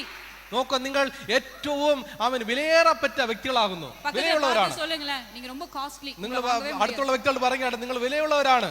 പാപത്തിനാല ഉങ്ങളെ വാങ്ങ മുടിയാതെ, സാപത്തിനാല വാങ്ങ മുടിയാതെ, വ്യാധിയിനാല വാങ്ങ മുടിയാതെ. നോക്കൂ പാപത്തെ കൊണ്ട് നിങ്ങളെ വാങ്ങിക്കാൻ കഴിയില്ല, രോഗത്തിന് നിങ്ങളെ വാങ്ങിക്കാൻ കഴിയില്ല, കാരണം നിങ്ങൾ യേശുവിന്റെ സന്നിധിയിൽ വിലയുള്ളവരാണ്. உங்களுக்கு விரோதமா உருவாக்கப்படும் எந்த ஆயுதமும் வாய்க்காதே போகும். നോക്കുക, നിങ്ങൾക്ക് മുൻപായിരിക്കുന്ന ഒരു ആയുധം അത് ഫലിക്കുകയില്ല. நீங்க விலையேற பெற்றவர்களா இருக்கிறீங்க. കാരണം നിങ്ങൾ വിലയുള്ള വ്യക്തികളാകുന്നു. ഹല്ലേലൂയ. ഹല്ലേലൂയ. விலையேற பெற்றவர்கள், വിലയുള്ള വ്യക്തികളാകുന്നു. உயிர்த்தெழுந்தவர்கள், അവന് പുനരുദ്ധാനം ചെയ്യപ്പെട്ട വ്യക്തികളാണ്. இந்த உலகம் தரக்கூடாத ஒரு சமாதானத்தை கர்த்தர் நமக்கு தந்திருக்கிறார். ലോകത്തിന് നൽകുവാൻ കഴിയാത്ത സമാധാനം കർത്താവ് നമ്മുടെ മേൽ വെച്ചിരിക്കുകയാണ്. நீங்க தண்ணீரோ வெள்ளமோ അഗ്നിയോ எதை பார்த்தும் பயப்பட வேண்டாம், நடங்க, தொடர்ந்து நடங்க. നോക്കുക, നിങ്ങൾ വെള്ളത്തെ കണ്ട് ഭയപ്പെടേണ്ട, നദിയെ കണ്ട് ഭയപ്പെടേണ്ട, തീയെ കണ്ട് ഭയപ്പെടേണ്ട, തുടർന്ന് നിങ്ങൾ നടന്നു തുടങ്ങുക. தானியேல் எப்பொழுதும் 3 வேளையும் தேவனை நோக்கி ஜெபம் பண்ணிக்கிட்டே இருப்பாராம். ദാനിയേലിന്റെ ജീവിതത്തിൽ എല്ലായ്പ്പോഴും 3 നേരം അവൻ ദൈവത്തെ നോക്കി പ്രാർത്ഥിക്കുന്ന വ്യക്തിയായിരുന്നു. இவர் ஒரு பக்கம் ஜெபம் பண்ணிட்டே இருக்காரு, இந்த சைடு ஒரு குரூப் தானியேல் எப்படி குற்றப்படுத்தலாம்னு அவங்க தேடிட்டு നോക്കൂ, இருக்காங்க. ഒരു സന്ദർഭത്തിൽ ദാനിയേൽ പ്രാർത്ഥിക്കുന്നു, മറ്റേ വശത്തിൽ ചില വ്യക്തികൾ ദാനിയേലിനെ കുറിച്ച് കുറ്റം കണ്ടെത്താൻ നോക്കിക്കൊണ്ടിരിക്കുകയായിരുന്നു. நம்மளா இருந்தா என்ன செஞ்சிருப்போம்? ஆண்டவரே, உங்களுக்கு நான் எவ்வளவு உண்மையா இருக்கேன், இவங்க ஏன் என்ன பத்தி இப்படி குறை சொல்லிட்டு இருக்காங்க, எனக்கு மட்டும் ஏன் ஆண்டவரே இப்படி, அப்படிதான் நினைப்போம். നാം ചിലപ്പോഴൊക്കെ ചിന്തിച്ചേക്കാൻ, ഞാൻ നന്നായിട്ട് പ്രാർത്ഥിക്കുന്നുവല്ലോ, ഞാൻ നല്ല രീതിക്കല്ല ജീവിക്കുന്നത്, എന്തുകൊണ്ടാണ് ഇവർ എന്നെ കുറിച്ച് കുറ്റം പറയുന്നതെന്നൊക്കെ നാം ചിന്തിച്ചേക്കാം. ആരാധിച്ച് ജപിച്ച് ചർച്ചിക്ക് പോയി എനിക്ക് എന്നെ കടിച്ചു, ഇനിമേൽ ഞാൻ പോക മാട്ടേൻ. നോക്കുക, നാം ഇപ്രകാരം പറയുന്നു, ഞാൻ ആരാധിക്കുന്നുണ്ട്, സഭയ്ക്ക് പോകുന്നുണ്ട്, ഇത്രയും ചെയ്തിട്ടും ഇനി എനിക്ക് നല്ല പേർ ലഭിക്കുന്നില്ല, ഞാൻ ഇനി മുതൽ സഭയ്ക്ക് പോവുകയില്ല. നാം ഒരു പക്ഷേ ദാനിയേൽ அப்படி பண்ணல. എന്നാൽ ദാനിയേൽ അത് ചെയ്തില്ല. ദാനിയേൽ എന്നതാ അവർ കാതിൽ കേട്ടാലും അവർ ദേവനിടത്തിൽ എന്ന റിലേഷൻഷിപ്പിൽ இருக்காரോ அப்படியே இருக்காரு. നോക്കുക, ദാനിയേൽ കേട്ടതെല്ലാം സത്യമായിരുന്നു, എന്നാൽ ദൈവവുമായുള്ള ബന്ധത്തിൽ അവൻ എല്ലായ്പ്പോഴും ഒരുപോലെ ആയിരുന്നു. ஆனா திட்டம் நடந்துட்டே இருக்கு. നോക്കുക, ദാനിയേലിനെതിരായിട്ടുള്ള വിഷയങ്ങൾ നടന്നുകൊണ്ടിരുന്നു. நம்ம எல்லாருக்கும் தெரியும் ஒரு கட்டளை, அதாவது வசனம் சொல்லுது, மாற்றப்படாத தாக்கீதுன்னா லா, யாராலையும், அதாவது அதை எழுதுற ராஜாவாலேயே மாற்றப்படாத ஒரு லா வெளியே வருது. നോക്കൂ, അവിടെ എന്ത് സംഭവിച്ചു നമുക്കറിയാം. അവൻ ഒരിക്കലും മാറ്റപ്പെടാത്ത ഒരു നിയമം രാജാവിന്റെ സന്നിധിയിൽ നിന്ന് പുറപ്പെടുവാനിടയിത്തീർന്നു. ராஜா தான் இந்த நியமத்தை கொடுக்கிறார், ஆனா அந்த நியமத்தை யாராலேயே மாற்ற முடியாது. രാജാവാണ് കൽപ്പന പുറപ്പെടുവിക്കുന്നത്. ഈ കൽപ്പന പുറപ്പെടുവിച്ച ശേഷം രാജാവിന് പോലും മാറ്റുവാൻ കഴിയാത്ത രീതിക്കുള്ള കൽപ്പനയാണ് അത്ര പുറപ്പെടുവിക്കുന്നത്. ராஜாவை மாத்திரம் தான் அந்த 30 நாளும் என்ன செய்யணும்? வணங்கணும், வேற எதையுமே வணங்க கூடாது. നോക്കൂ, ആ 30 ദിവസം സാഷ്ടാംഗം അവൻ രാജാവിന്റെ മുൻപിൽ സകല ജനവും വീണ് നമസ്കരിക്കണമെന്നാണ് ആ കൽപ്പന. ദാനിയേൽ അത് ചെയ്യാത്തതിനാല ദാനിയേൽ പിടിക്കപ്പെട്ടിട്ടാണ്. നോക്കുക, ദാനിയേലെ കൊണ്ട് അത് ചെയ്യുവാൻ കഴിഞ്ഞില്ല, ആയതിനാൽ ദാനിയേൽ പിടിക്കപ്പെടുവാനിടയായി. ராஜா முன்னாடி தானியேலை கொண்டு வந்து நிறுத்துறாங்க, ராஜாக்கு ஒரே வருத்தம். രാജാവിന്റെ മുൻപിൽ ദാനിയേലിനെ കൊണ്ട് നിർത്തിയപ്പോൾ രാജാവിന് ഭയങ്കര വിഷമം ഉളവാകാനിടയായി. ராஜாக்கு தானியேலை ரொம்ப பிடிக்கும். കാരണം എന്താണെന്ന് വെച്ച് കഴിഞ്ഞാൽ രാജാവിന് ദാനിയേലിനെ നല്ല ഇഷ്ടമായിരുന്നു. ராஜாவே இப்ப காப்பாத்தணும்னு நினைச்சாலும் தானியேலை காப்பாத்த முடியல. രാജാവ് ഇപ്പൊ ചിന്തിക്കുകയാണ്, ദാനിയേലിനെ രക്ഷിക്കണമെന്ന് ചിന്തിച്ചാലും അത് സാധ്യമല്ല. சில பேர் உங்களை சில விஷயங்கள்ல இருந்து வெளியே கொண்டு வரணும், அவங்களே நினைச்சாலும் உங்களை வெளியே கொண்டு வர முடியாத சூழ்நிலையில் இன்னைக்கு இருக்கீங்களா? ഒരു പക്ഷേ ചില വ്യക്തികൾ നിങ്ങളെ രക്ഷിക്കുവാൻ അവർ തന്നെ ചിന്തിച്ചാലും നിങ്ങൾ അവരെ കൊണ്ട് കഴിയാത്ത ഒരു സന്ദർഭത്തിൽ നിങ്ങൾ ആയിരിക്കുന്നുവോ? ஆராதனை நேரத்துல அருமையாய் பிரதர் வந்து அந்த பாடல் நேரத்துல நம்மள நோக்கி இந்த வார்த்தையை சொன்னார்ல, உங்களுக்கு வேண்டியவங்க உங்களுக்கு செய்யணும்னு நினைக்கிறாங்க, அவங்கள நீங்க தேடி போலாம் நினைக்கிறீங்க, ஆனா அவங்களாலே உங்களுக்கு உதவி செய்ய முடியாத எல்லைக்கு நீங்க போயிட்டீங்களா? ആരാധന നടത്തിയ പ്രിയ കർത്താവിന്റെ ദാസൻ ഇപ്രകാരം പറയുന്നു, ചില വ്യക്തികൾ നമ്മളെ അനുഗ്രഹിക്കാൻ ആഗ്രഹിക്കും, ഒരുപക്ഷെ നമ്മളെ സഹായിക്കാൻ ആഗ്രഹിക്കും, അവരെ കൊണ്ടുപോലും നമ്മളെ സഹായിക്കാൻ കഴിയാത്ത ഒരു സന്ദർഭത്തിലേക്ക് നാം പോകുമ്പോൾ யாராவது இருக்கீங்கன்னா உங்களை பார்த்து நான் தீர்க்க தரிசனமா சொல்றேன், நீங்க தேவ கரத்தை காண போறீங்க. നോക്കൂ, അങ്ങനെയുള്ള വ്യക്തികൾ ഇതിനകത്തുണ്ടെങ്കിൽ ഞാനൊരു പ്രവചനാത്മാവിൽ ഒരു ദൂത് കൈമാറുകയാണ്. അങ്ങനെയുള്ള വ്യക്തികൾ സർവശക്തനായ ദൈവത്തിന്റെ കരം നിങ്ങൾ അനുഭവിച്ചറിയാൻ പോവുകയാണ്. മനുഷ്യ കരങ്ങളെല്ലാം ഉദവി ചെയ്യ മുടിയാத എല്ലയിലെ ദൈവ കരം உங்களுக்கு ഉദവി ചെയ്യും. നോക്കൂ, മാനുഷിക കരങ്ങൾ പ്രവർത്തിക്കാൻ കഴിയാത്ത നിലയിൽ പോകുമ്പോൾ ദൈവത്തിന്റെ കരം നിങ്ങൾക്ക് വേണ്ടി സ്പഷ്ടമായി ഇറങ്ങി നിൽക്കുന്നത്. தேவ கரத்தை நீங்க பார்க்க போறீங்க. എത്ര പേർ വിശ്വസിക്കുകയാണ് സർവശക്തനായ ദൈവത്തിന്റെ കരം ഇറങ്ങി വന്ന് നിങ്ങൾക്ക് വേണ്ടി പ്രവർത്തിക്കുമെന്ന് എത്ര പേർ വിശ്വസിക്കുന്നു? ഹല്ലേലൂയ. ഹല്ലേലൂയ. രാജാ ரொம்ப സങ്കടത്തോടെ அந்த கட்டளை நிறைவேற்ற அனுப்பிறாரு. നോക്കുക, രാജാവ് വിഷമത്തോടെ ആ കൽപ്പന നിവർത്തിക്കുവാൻ ദാനിയേലിനെ പറഞ്ഞു വിടുകയാണ്. ദാനിയേലെ കൊണ്ടുപോയി സിംഹ ഗെബിക്കുള്ള പോട്ടാച്ച്, அந்த കല്ല മൂടി സീൽ വെച്ചാச்சு. നോക്കുക, സിംഹത്തിന്റെ കുഴിയിൽ ദാനിയേലിനെ തള്ളിയ ശേഷം ആ കുഴി മൂടി അവൻ അതൊരു മുദ്ര വിൽപ്പാൻ ഇടയായിത്തീർന്നു. രാജാക്ക് നൈറ്റ് എല്ലാം തൂക്കമേ ഇല്ല. ആ രാത്രിയിൽ രാജാവ് ഉറങ്ങിയില്ല, തൂങ്ങவே ഇല്ല, രാത്രി ഉറങ്ങിയിട്ടില്ല. காலையில அதிகாலையில எழுந்து ராஜா அந்த குழி கிட்ட, அதாவது அந்த குழி கல்லறைன்னு தான் சொன்னேன், ஏன்னா அதுக்குள்ள போனா யாருமே உயிரோட வர முடியாது. പ്രഭാതത്തിൽ രാജാവ് എണീറ്റ് ആ കുഴിയിലേക്ക്, അതൊരു കല്ലറയ്ക്ക് തുല്യമായ ഒരു കുഴിയാണ്, ആ ഭാഗത്തിലേക്ക് പോകാനിടയായിത്തീർന്നു. அந்த இடத்துல ராஜா வந்து அதிகாலையில வந்து நின்னு, പ്രഭാതത്തിൽ രാജാവ് ആ കുഴിയുടെ അരിയിലേക്ക് വന്ന് നിന്ന് വസനം சொல்லுது തുയര സത്തമായി. നോക്കൂ, അതിനെന്താറുവാണെന്ന് ഒരു ശബ്ദം പുറപ്പെടുവാനിടയായിത്തീർന്നു. തുയര സത്തം, ഒരു ചെറിയൊരു ശബ്ദം വരുന്നതായിട്ട് കേൾക്കുന്നിടത്ത്, അതായത് കവളയോടെ തുയരം, ദുഃഖത്തിന്റെ ശബ്ദം വെളിപ്പെട്ട് വരുവാനിട തീർന്നു. ராஜா எப்படி கூப்பிட்டாரோ அந்த கல்லறையை பார்த்து துயர சத்தத்தோட നോക്കൂ, ദുഃഖത്തോടെ അതിവ്യസനത്തോടെ രാജാവ് ആ കുഴിയിലേക്ക് സംസാരിക്കുകയാണ്. தானியேலே, ദാനിയേലേ, ജീവനുള്ള ദേവനുடைய കുമാരനെ, ജീവനുള്ള ദൈവത്തിന്റെ പുത്ര, നീ ഇടവിടാமல் ആരാധിക്കുന്ന ഉൻ ദേവൻ ഉന്നെ രക്ഷിക്ക വല്ലവരായിരുന്നു. നീ നിരന്തരമായി എല്ലായ്പ്പോഴും ആരാധിക്കുന്ന സർവശക്തനായ ദൈവം നിന്നെ രക്ഷിക്കുവാൻ സർവശക്തനാണത്രേ. തുയര സത്തമായി നോക്കുക, വിഷമിക്കുന്ന ഒരു ശബ്ദം. அந்த கல்லறைக்கு வெளியே நின்னு துயர சத்தமாய் നോക്കുക, വ്യാകുലപ്പെടുത്തുന്ന ദുഃഖിപ്പിക്കുന്ന ശബ്ദത്തോടെ രാജാവ് ആ കുഴിയെ നോക്കി സംസാരിക്കുകയാണ്. எப்படி அவர் பேசி இருந்திருப்பாரு? എപ്രകാരമാണ് രാജാവ് സംസാരിച്ചത്? எப்படி அந்த கல்லறை முன்னாடி நின்னு பேசி? എപ്രകാരമാണ് ആ കുഴിയുടെ ആ ഭാഗത്ത് നിന്ന് രാജാവ് ശബ്ദത്തോടെ സംസാരിച്ചത്? யாராவது செஞ்சு காமிக்கிறீங்களா? ആർക്കെങ്കിലും ഒരാൾക്ക് ചെയ്ത് കാണിക്കാൻ കഴിയുമോ?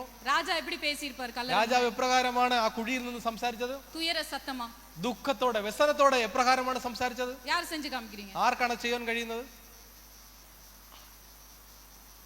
அவர் எப்படி சொல்லியிருப்பாரு? தானியேலே, ஜீவனுள்ள தேவனுடைய குமாரனே, நீ இடைவிடாம ஒருத்தருக்கு சர்வ் பண்ணிட்டே இருந்தியே, அவர் உன்னை ரட்சிக்க வல்லவரா இருந்தாரா அப்படின்னு என்ன செஞ்சிருக்காரு?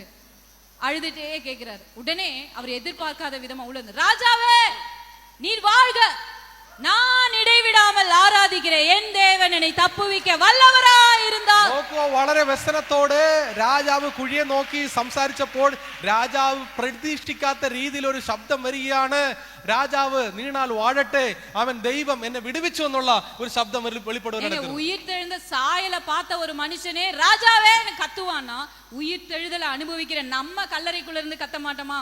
നോക്കൂ, ആ കുഴിക്കകത്തിരുന്ന് പൊട്ടക്കിണറ്റിനകത്തിരുന്ന് ദൈവത്തിന്റെ സാന്നിധ്യം അനുഭവിച്ച ആ വ്യക്തിക്ക് അത് അങ്ങനെ പറയാൻ കഴിയുമെങ്കിൽ പുനരുദ്ധാനത്തിൽ ജീവിക്കുന്ന നമ്മൾക്ക് എത്രമാത്രമാണ് പറയാൻ കഴിയുന്നത്? உங்களை அடக்கம் பண்ணணும்னு நினைக்கிற अनेक கல்லறைகளுக்குள்ள இருந்து நீங்க கத்த போறீங்க. അങ്ങനെയാണെങ്കിൽ നിങ്ങളെ അടക്കം ചെയ്യാൻ ശ്രമിക്കുന്ന ഓരോ കല്ലറയിൽ നിന്നും നിങ്ങൾ പുറത്തു വരുവാൻ പോവുകയാണ്. இதோட உங்க வாழ்க்கையை முடிக்கணும்னு நினைக்கிற अनेक கல்லறைக்குள்ள இருந்து தேவனை உயர்த்துகிற சத்தம் வெளிப்பட പോകും. നോക്കൂ, നിങ്ങളെ അവസാനിപ്പിക്കുവാൻ ചില കല്ലറയിൽ നിന്നും നിങ്ങൾ യേശുവിന്റെ നാമത്തിൽ പുറത്തേക്ക് വരുവാൻ പോവുകയാണ്. രക്ഷിക്കപ്പെട്ട അവരുടെ പിള്ളകളുടെ പേരെ കെടുക്ക യാരാലെയും முடியாது. നോക്കുക, ദൈവത്തിന്റെ മക്കളുടെ നാമത്തെ ഇല്ലാതാക്കാൻ ആരെ കൊണ്ട് കഴിയുകയില്ല. അവർ சொல்றாரு, நான் உன் பேரை பெருமைப்படுத்துவேன். നോക്കുക, ദൈവം പറയാണ്, ഞാൻ നിന്റെ പേരിനെ പ്രസിദ്ധമാക്കും. நான் உன்னை கீர்த்தியும் புகழ்ச்சியுமாய் வைப்பேன். ഞാൻ നിന്നെ കീർത്തിയും ഉയർച്ചയുമായി വെക്കുവാൻ പോകുകയാണ്. കർത്തർ ഒരു കതവ് തുറന്നാൽ അത് എന്ത മനുഷ്യനാലെയും അടയ്ക്ക முடியாது. ദൈവം ഒരു വാതിൽ തുറന്നാൽ ഒരു മനുഷ്യനെ കൊണ്ട് അടയ്ക്കാൻ കഴിയില്ല. എത്ര പേർ നിങ്ങൾ വിശ്വസിக்கிறீங்க?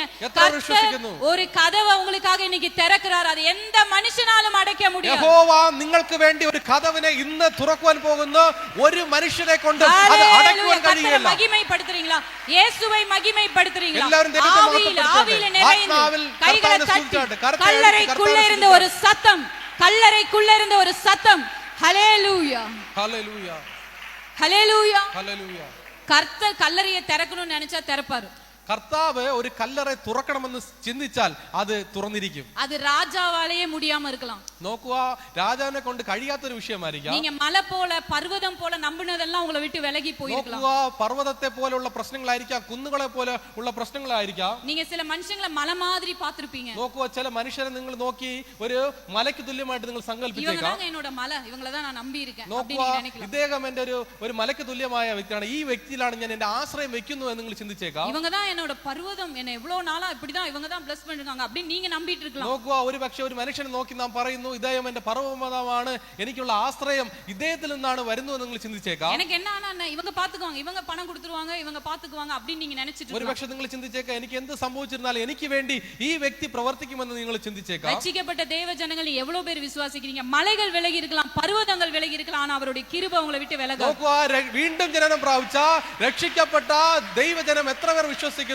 മലകളും കുന്നുകളും മാറിപ്പോകും, എന്നാൽ എന്റെ മേൽ അവന്റെ കൃപ എല്ലായ്പ്പോഴും വെളിപ്പെട്ടുകൊണ്ടിരിക്കും. தானியேலுக்கு உதவி செய்ய ராஜாவுடைய கையே இடைப்பட முடியல, ஆனா தேவன் தன்னுடைய தூதர்களை அனுப்பி சிங்கத்தின் வாயை கட்டி போட்டார். നോക്കുക, രാജാവിന് പോലും ദാനിയേലിനെ സഹായിക്കുവാൻ കഴിഞ്ഞില്ല, എന്നാൽ ദാനിയേലിന് വേണ്ടി സിംഹത്തിന്റെ വായ അടയ്ക്കുവാൻ ദൈവത്തിന്റെ കരം ആ കുഴിയുടെ മേൽ ഇറങ്ങി വരുവാനിടയായി തീർന്നു. உயிர்த்தெழுதலை ஆராதிக்கிற தானியேலே சிங்கத்தின் கெபியை ஜெயிப்பாருன்னா, புலம்பாம சிங்கத்தின் கெபிக்குள்ள கடந்து போவாருன்னா, உயிர் தெழுதலாய் நிற்கிற நம்ம எல்லாரும் எதை பார்த்து பயப்படணும்? നോക്കൂ, ആ പുനരുദ്ധാനത്തിന്റെ ചെറിയ രീതിക്ക് അനുഭവിച്ച ദാനിയേലിന് പോലും ആ ഒരു വിടുതൽ പ്രാപിച്ചുവെങ്കിൽ പുനരുദ്ധാനത്തിൽ ജീവിക്കുന്ന ഞാൻ എത്ര അധികമാണ് ദൈവത്തിന്റെ വിടുതൽ പ്രാപിക്കേണ്ടത്? பக்கத்துல உங்க கரத்தை பிடிச்சு சொல்லுங்க, பயப்படாதீங்க. சிரிச்சிட்டே சொல்லுங்க, അടുത്തിരിക്കുന്ന വ്യക്തികളോട് കൈ കൊടുത്ത് പറഞ്ഞാട്ട് നിങ്ങൾ ഭയപ്പെടേണ്ട, நீங்க உயிர் தெழுந்திருக்கிறீங்க. നിങ്ങൾ പുനരുദ്ധാനം പ്രാപിച്ചിരിക്കുകയാണ്. ஹல்லேலூயா, ഹല്ലേലൂയ. நீங்க உயிர் தெழுந்திருக்கிறீங்க. നിങ്ങൾ പുനരുദ്ധാനം പ്രാപിച്ച വ്യക്തിയാണ്.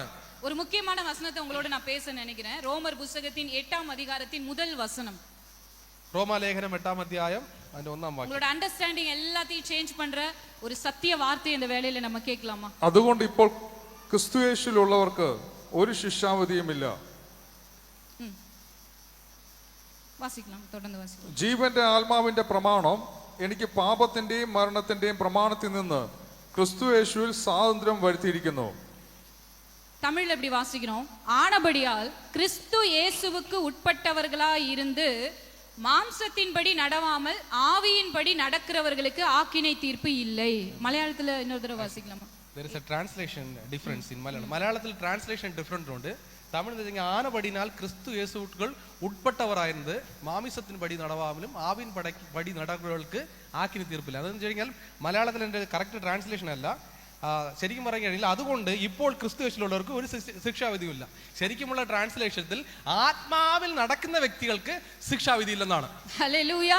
ആമേൻ. நிறைய இடத்துல நம்ம இந்த வசனம் எழுதி இருக்கிறத பாப்போம். அந்த வசனம் என்ன எழுதி இருக்கும் அப்படின்னா, கிறிஸ்து இயேசுவுக்கு உட்பட்டவர்களா இருக்கிறவங்களுக்கு ஆக்கினை தீர்ப்பு இல்லைன்னு எழுதி இருக்கும். നോക്കുക, പലപ്പോഴും മലയാളത്തിൽ അത് മുഴുവനായിട്ട് എഴുതിയിട്ടില്ല. ഇപ്പോൾ ക്രിസ്തു യേശുവിലുള്ളവർക്ക് ശിക്ഷാവിധി ഇല്ല എന്നാണ് മലയാള പരിഭാഷ രേഖപ്പെടുത്തിയിരിക്കുന്നത്. ஆனா மூல பாஷையில எழுதப்பட்ட இடத்துல நம்ம பார்க்கிறோம், கிறிஸ்து இயேசுவுக்கு உட்பட்டவர்களா இருந்தா அப்படின்னா என்ன? கிறிஸ்டியன்ஸா இருந்து മാംസത്തിൻപടി നടക്കാമ ആവിയിൻപടി നടക്കുന്നവർക്ക് ആക്കിനെ തീർപ്പില്ല. നോക്കുക, എന്നാൽ മൂലഭാഷയിൽ നാം നോക്കുകയാണെങ്കിൽ അവിടെ എന്താണ് ഇരിക്കുന്നത്? ക്രിസ്തുവിനെ ധരിച്ച വ്യക്തി ദൈവത്തിലേക്ക് ആയിരുന്ന് ദൈവത്തിന്റെ പ്രവൃത്തിയെ ചെയ്യുമ്പോൾ ആ വ്യക്തിക്ക് ശിക്ഷാവിധി ഇല്ല എന്നാണ് മൂലഭാഷയിൽ രേഖപ്പെടുത്തിയിരിക്കുന്നത്. ഹല്ലേലൂയ. ഹല്ലേലൂയ. நம்ம எல்லாரும் ரட்சிக்கப்பட்டிருக்கோம். ரட்சிக்கப்பட்ட நம்ம தேவன் நமக்காக வைத்த அந்த ஸ்பிரிச்சுவல் லைஃப் அக்சஸ் பண்றதுக்கு தேவன் நம்மள என்ன செஞ்சிருக்கார்? விடுதலை ஆக்கி இருக்கார். നോക്കുക, ദൈവം എന്നെ എന്തിനു വേണ്ടിയാണ് വിടുവിച്ചിരിക്കുന്നത്? ദൈവം എനിക്ക് വേണ്ടി വെച്ചിരിക്കുന്ന ആത്മമണ്ഡലത്തിലേക്ക് കയറുവാനാണ് എന്നേക്ക് വേണ്ടി അവൻ എന്നെ വിടുവിച്ചിരിക്കുന്നത്. ஆனா நம்ம என்ன செய்றோம் அப்படின்னு சொன்னா, விடுவிக்கப்பட்டுட்டுமே மரிச்ச காரியங்கள் பக்கமாய் நம்ம திரும்பி மாம்சத்தின் எண்ணங்களுக்குள்ள போகும்போது தேவன் நமக்கு வைத்த அந்த ரிசரக்ஷனை நம்மளால அனுபவிக்க முடிவதில்லை. പലപ്പോഴും ദൈവമക്കൾക്ക് എന്താണ് സംഭവിക്കുന്നത്? അവൻ വീണ്ടും ജനനം പ്രാപിച്ചു, അല്ലെങ്കിൽ ആ ജീവനിലേക്ക് പ്രാപിച്ചു.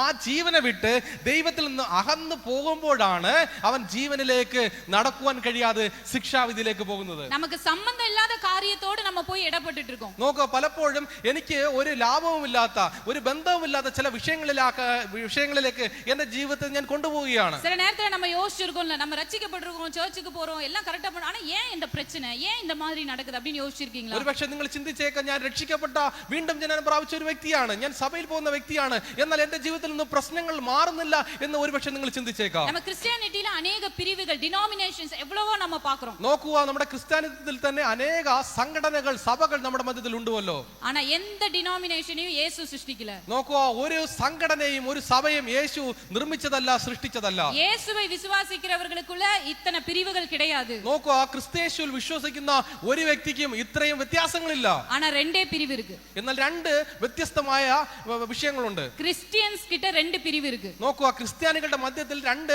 വ്യത്യസ്തമായ വ്യക്തികളുണ്ട്. தேவனுடைய கண்கள் அப்படிதான் நம்மள பார்க்குது. ദൈവത്തിന്റെ കണ്ണുകൾ അപ്രകാരമാണ് നമ്മളെ നോക്കി കാണുന്നത്. மனுஷங்க வேணா சொல்லலாம், ஓ நீங்க இந்த டினாமினேஷனா, நீங்க அந்த டினாமினேஷன், மனுஷங்க சொல்லலாம். ஆனா இயேசுவோட பார்வை நம்ம மேல எப்படி இருக்குன்னா ரெண்டே ரெண்டு பிரிவு தான். നോക്കുക, മനുഷ്യർ ഒരുപക്ഷെ സഭകളെ കുറിച്ച് നിങ്ങൾ ആ ഒരു സഭയായിരിക്കാം, ഇന്നൊരു സംഘടനയായിരിക്കും എന്നൊക്കെ പറഞ്ഞാൽ, എന്നാൽ ദൈവത്തിന്റെ കണ്ണുകൾ മനുഷ്യർ രണ്ട് വിധത്തിലുള്ള മനുഷ്യരാണ്. கிறிஸ்து இயேசுவுக்குள் இருக்கிற ரெண்டு பிரிவு என்ன தெரியுமா? ஒன்னு, நீங்க മാംസത്തിற்குரியவர்களா இருப்பீங்க, அப்படி இல்லைன்னா ആവിക്കുரியவர்களா. നോക്കുക, ക്രിസ്തു യേശുവിലുള്ള വ്യക്തികളെ രണ്ട് വിധത്തിൽ നമുക്ക് തരംതിരിക്കാവുന്നതാണ്. ഒന്ന് ജഡപ്രകാരം നടക്കുന്നത്, മറ്റേ വശത്തിൽ ആത്മാവിൽ നടക്കുന്ന വ്യക്തികളാകുന്നു.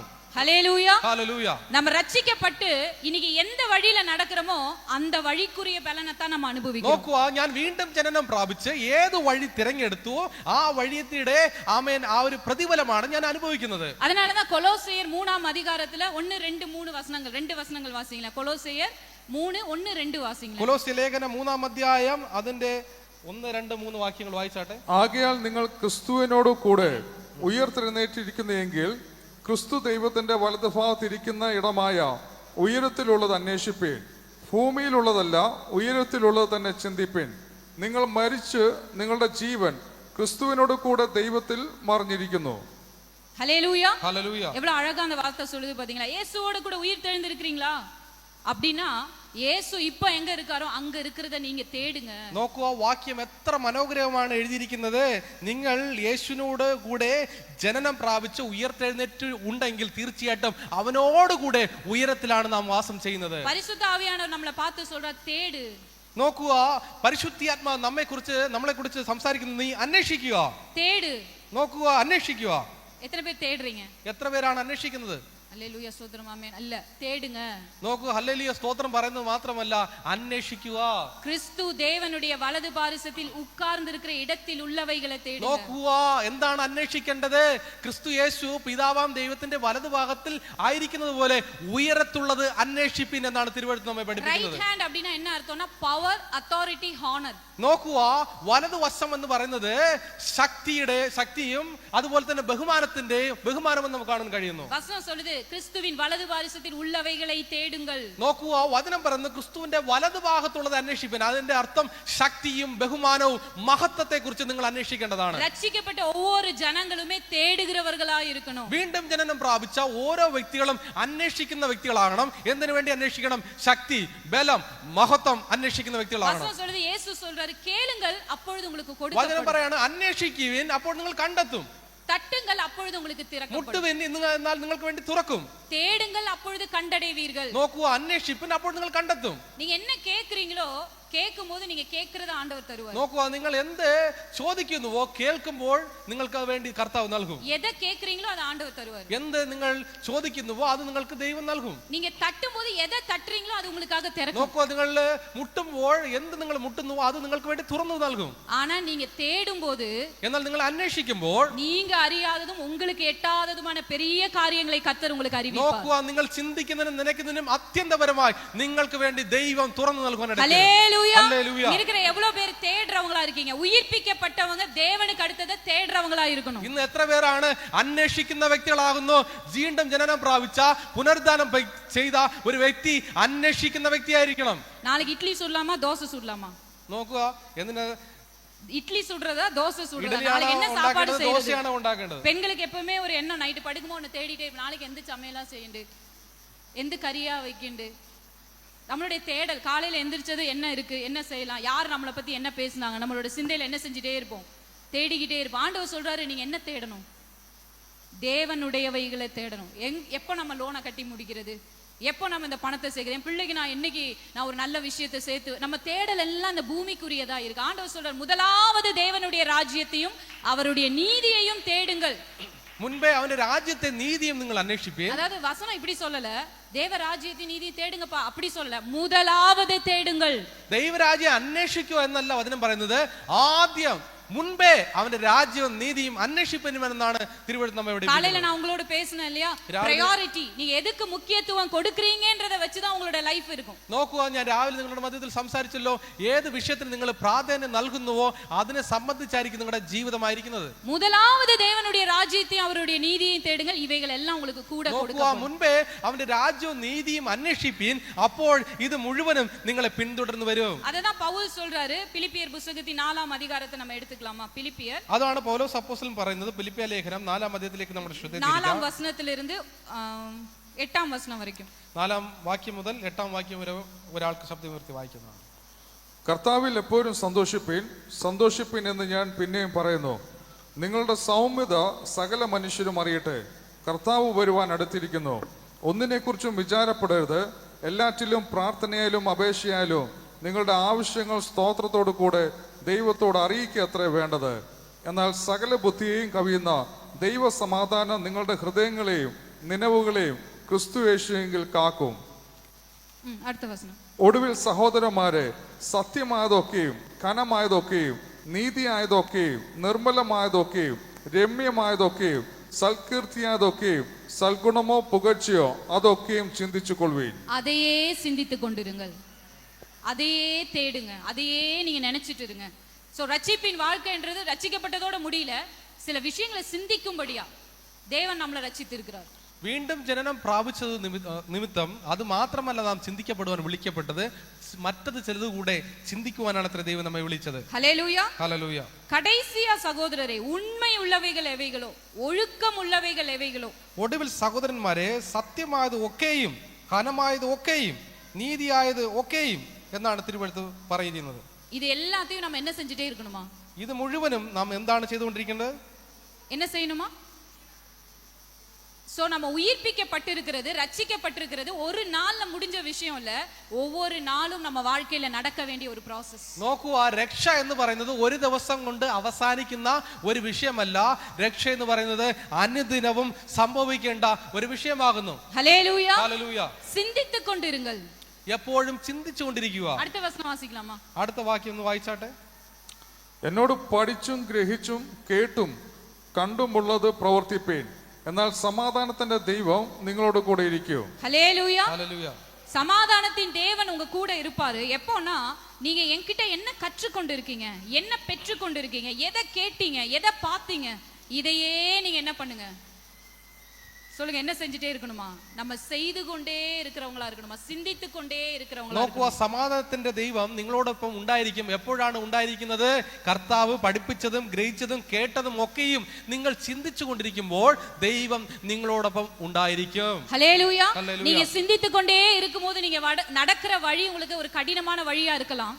നോക്കുക, ഈ കർത്താവ് പഠിപ്പിച്ചതും കേട്ടതും നിങ്ങൾ ചിന്തിച്ചുകൊണ്ട് പ്രവർത്തിച്ചുകൊണ്ടിരിക്കുമ്പോൾ ഒരുപക്ഷെ നിങ്ങൾ നടക്കുന്ന വഴി കാഠിന്യമേറിയ ഒരു വഴിയായിരിക്കാം. ஆனால் தேவன் நிச்சயமா உங்களை மகிமைப்படுத்துவார். എന്നാൽ ദൈവം നിങ്ങളെ ആ വിഷയത്തിന്റെ മേൽ മഹത്വപ്പെടുത്തുവാൻ ഇടതീരും. ഹല്ലേലൂയ. ഹല്ലേലൂയ. ആവിക്കുரியவர்களா இருக்கிறது எப்படின்றது உங்களுக்கு புரிஞ்சுச்சா? നോക്കുക, ആത്മാവിനെ കുറിച്ചുള്ള വിഷയങ്ങളെ കുറിച്ച് എന്താണ് നിങ്ങൾക്ക് മനസ്സിലായോ?